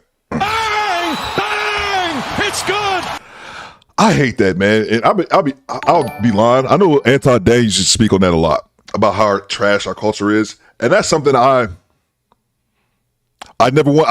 I had to be real with myself. I never wanted to admit that. But I had to sit back and say, yeah, man, a lot of things in our culture is trash. It doesn't mean our culture is trash, but we do have a lot of things that we worship it and idealize that we obviously shouldn't, man. Appreciate you, Wokewill. Hope everything's going well in St. Louis, bro. Let's see. Who we got? She looking like Steph was cooking. Yo, bang! Bang! It's good! Salute to the homie Clarence Carr representing a certain city. Steph was cooking, bro. Steph was cooking, man. I wasn't really big on Steph Fang. I was more like a LeBron guy, man. But Steph didn't earn my respect, bro. I think if he hasn't earned your respect, at some point you just kind of hate her. Appreciate you, Clarence Carr. Hope everything's going well in Brooklyn. Hope you rewarded your innards accordingly. What are you guys talking about? I don't want to know what y'all talking about. Yeah, we can do more Ali, more Sis Ali. Maybe we can do it tomorrow if you guys want me to. Acknowledge me, ticker. I did. What are you talking about, Derek? Yeah, we can do some more tomorrow if you guys want to. I got it on the shelf. See, man, you guys are much more credible than I am. She needs a bulletproof vest though. Facts, Coop. Facts. Bang! Bang! It's good! Send me the link, Theo. I've been looking for a book to read. Yeah. I'm not even sure which one of hers or I'm going to get, but I'll let you guys suggest it. You guys suggest what book of hers I should purchase. I've been wanting to do that as well. This is random, and that's something I've been wanting to do, but I didn't know if you guys were into it, like starting like a book club. Like we read, because I'm all about reading. I'm not a dude I don't like reading fiction, stuff like that. Like, I don't like fiction, and there's nothing wrong with fiction, but I like to read with a purpose. The same way I don't really watch movies and television shows, because when I'm sitting back watching a movie, I'm watching a television show, I could be working on my own videos. Salute to Marquise Bussy. Salute to you, bro. DoBetterSquad. We grown. General, I salute you. I don't know. We might have passed. I don't know if we passed 37,000. I know we were close last time I looked, but we've got like 2,000 subs in like 2 weeks, man. So we gunning for it. I probably should check that. I don't even know if we ever hit 37,000. I'm from Illinois, but in upstate New York. Okay, cool, Night Train, cool. I like to just know where everybody is at, man. Let's see. Yeah, if you guys want to, GB all day, GB, I swear, man. People like, what's up with the dude? And I know people like my random clips. People be like, why that dude got a big ass British flag behind him? And then they start hearing me with my American accent. It is what it is, bro. Let's see. Just subscribe to. Thanks for the rec. Yes to the book club, yo. It's good. Oh yeah. I've been wanting to do that, but I wanted to do. Obviously, I know I'm silly and all this kind of shit, but I like things that you learn from. I love to learn. That's something random about Theo. I think people may or may not have picked that up about me. Here you go, Sheila. Here you go, right here. So I'm going to buy whatever book this is that I trust Quiet Storm's recommendation. So I'm going to buy this book right here, whichever one it is. It's let's see. The Black Man's Guide to Understanding the Black Woman. Looks like she has, I think that's the most popular one, so I'm going to buy that one. 33, god damn, $33. Yo, Shhrazad, yo, Miss Ali. Where's my money, bitch? I manage. You pay for quality. Go ahead. So it's like $33. I'm gonna go ahead and put that in my cart right now. Yeah, I was thinking the book. I like nonfiction. Nonfiction is entertaining. It's entertaining. It's just not my. If I'm gonna be spending time focusing on this book, I don't need to be reading fiction. That's all I'm saying. There's so much fiction. Same thing with nonfiction all day, but I do read religious scripture from all over the globe. There you go, man. Just not my thing. Theo, you starting a book club? I mean, that's something I've always thought about, but I never really just do audiobooks. Glamorous D. That was actually my idea for my second channel, but I think I'm just going to do the lazy way. I might still do the audiobooks. I actually just started my second channel. I think what my second channel is going to be is more of the compilation style format. It's a lot of work, but it's a lot of work doing one channel, and I'm trying to start a second one. I spent 3 months in Melbourne, Australia, and perfected the accent. I have an Aussie flag in my closet. Yo, it's good. Yo, Team Pearson, bro. Team Pearson like that mystery man, bro. I seen you said he do. I think you said you're a smaller dude, but you got 30 years of martial arts. I know you said you was in the Air Force, enlisted and officer. 3 months in Australia. This motherfucker is James Bond over here, bro. Back up. TP will kill you with a spoon, nigga.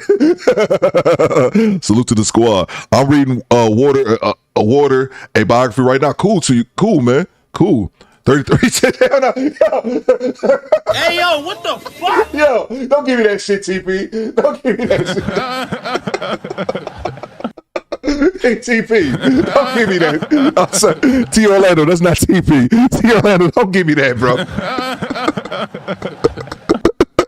That's so funny, bro.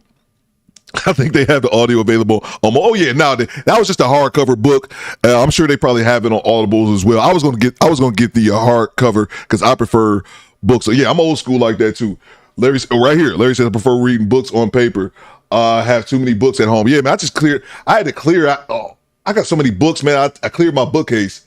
And all my books are. It's stupid. I just had to make it a little bit neater. All right, guys. Let's see. How to Kill a City by Peter Moslowitz. Yeah, it's all good. Man, I had a few books. I can't even remember the name of the. That's the one thing I'm terrible at is remembering the name of the authors because I was doing a bunch of books on North Korea. That was like my little fascination for a long time. Appreciate you guys. Yeah, we can be back tomorrow, man. Y'all let me know. Y'all want Kendra G or Shhrazad?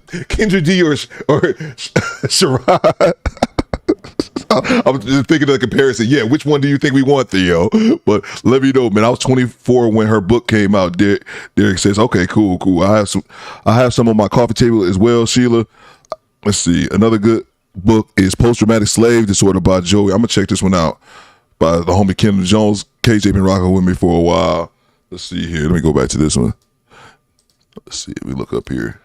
But yeah, I would love to do the book club thing. You know, we get X amount of time to read chapter this and shit. We could even do like a live. We could even do a live discussion, talking about it, or talking about it one time. So there's definitely some ideas behind that. Appreciate all you guys rocking with me. No Kendra.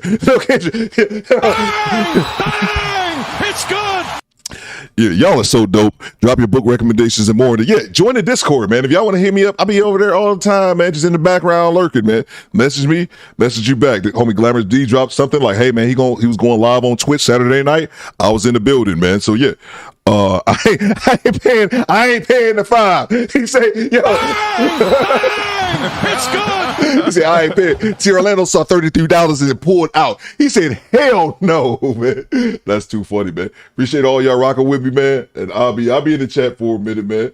Let's see. DoBetterSquad. We out. Where's my outro? Where's my goddamn outro?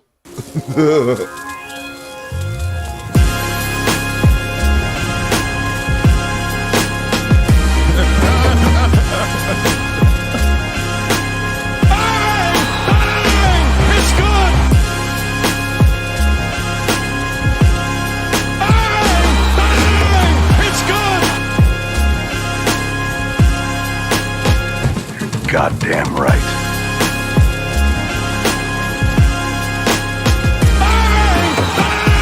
It's good.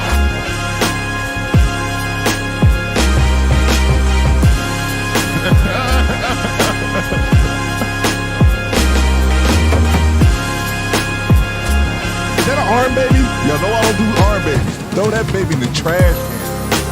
Respectfully.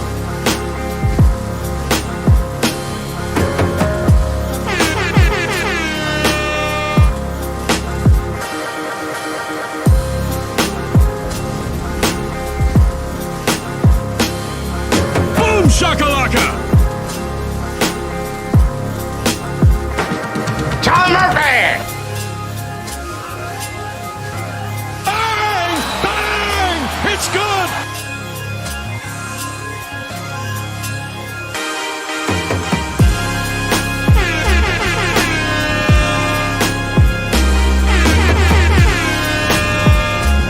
City boy! City boy!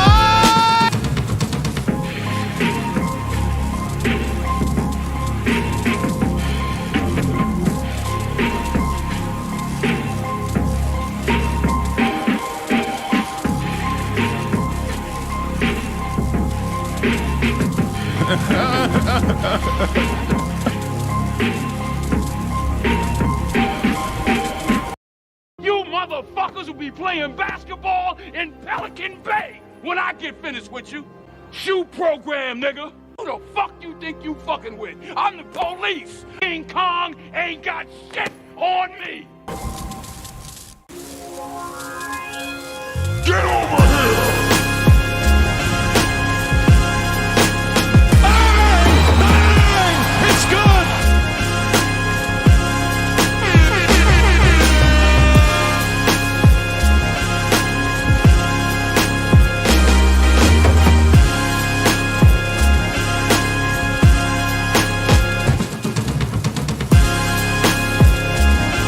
Access denied.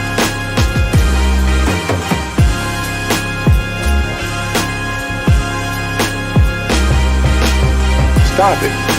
Get some help.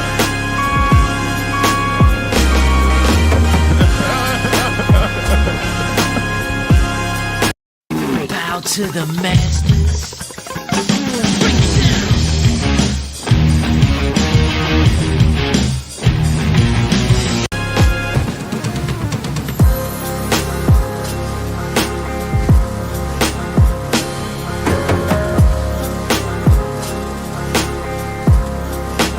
Now go home and get your fucking shine box.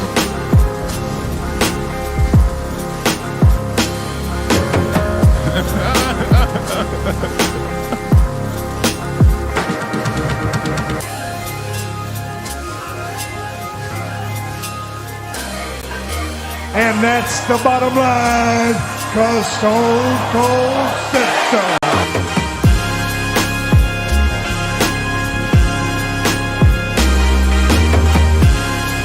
Stop the cap.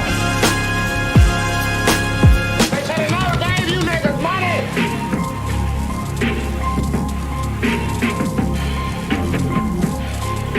Goddamn right.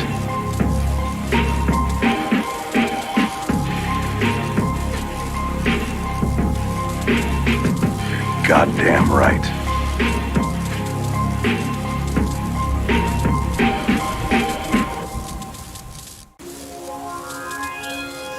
Is that an arm baby? Y'all know I don't do arm babies. Throw that baby in the trash can. Respectfully.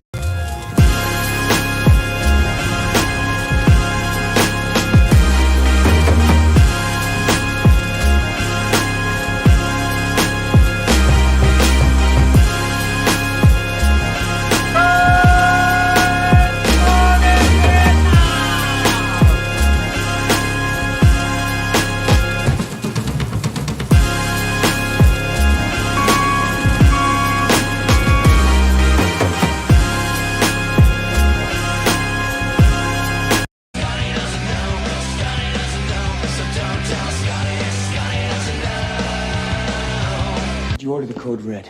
I did the job. Did you order the code red? You're goddamn right I did. Hey, man, me and guy just down here checking out some fly rides and macking some holes and chilling. Imagine that. It's like a G-dog on a fly tip. Flossing with the pussy. Cutting in the crib. What the fuck does that mean? Man, I don't want to have to beat your ass, but I will beat your ass.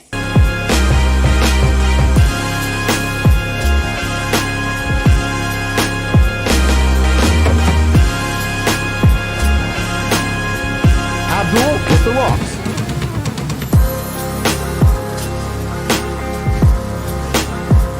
This is haram. Turbulence, people.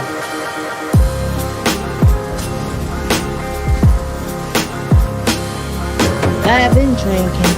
I've been drinking.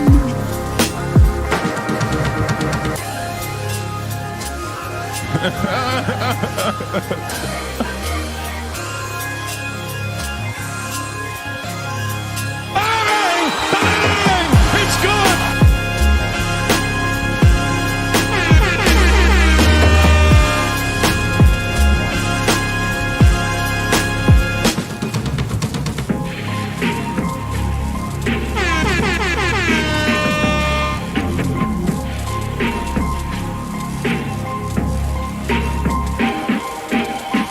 Oh, yeah. There's powerful niggardry at work here. Look at my African American over here. Look at him. Are you the greatest? You know what I'm talking about? Okay. Do you smell what The Rock is cooking? The Rock says.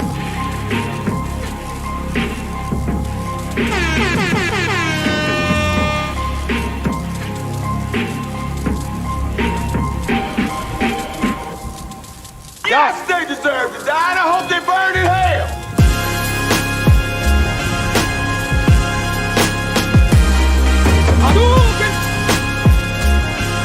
Perfect. Get over here! I think boom.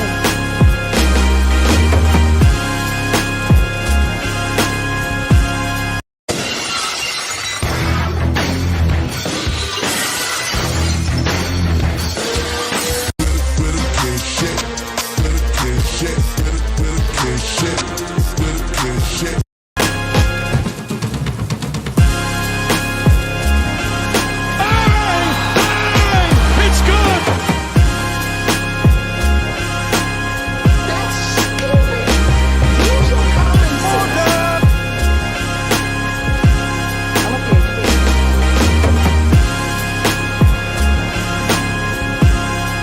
Enough is enough! I have had it with these motherfucking snakes on this motherfucking plane! Say what again? Say what again? I dare you. I double dare you, motherfucker. Say what one more goddamn time. I didn't do this stuff. This is not me. I'm fighting for my life. Y'all killing me with this. You want answers? I think I'm entitled. You want answers? I want the truth! You can't handle the truth! Wouldn't let that shit happen to me, though. I don't think you have the facilities for that, big man. Do you understand? What the hell is wrong with you people? Haters wanna hate, lovers wanna love. I don't even want none of the above. I want to piss on you. Yes, I do. I'll piss on you. I'll pee on you.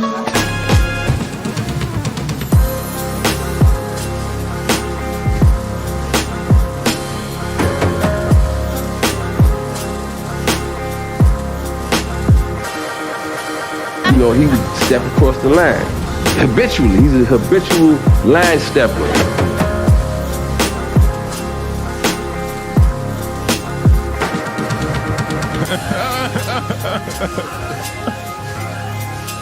City boy! City boy! Stop it. Get some help.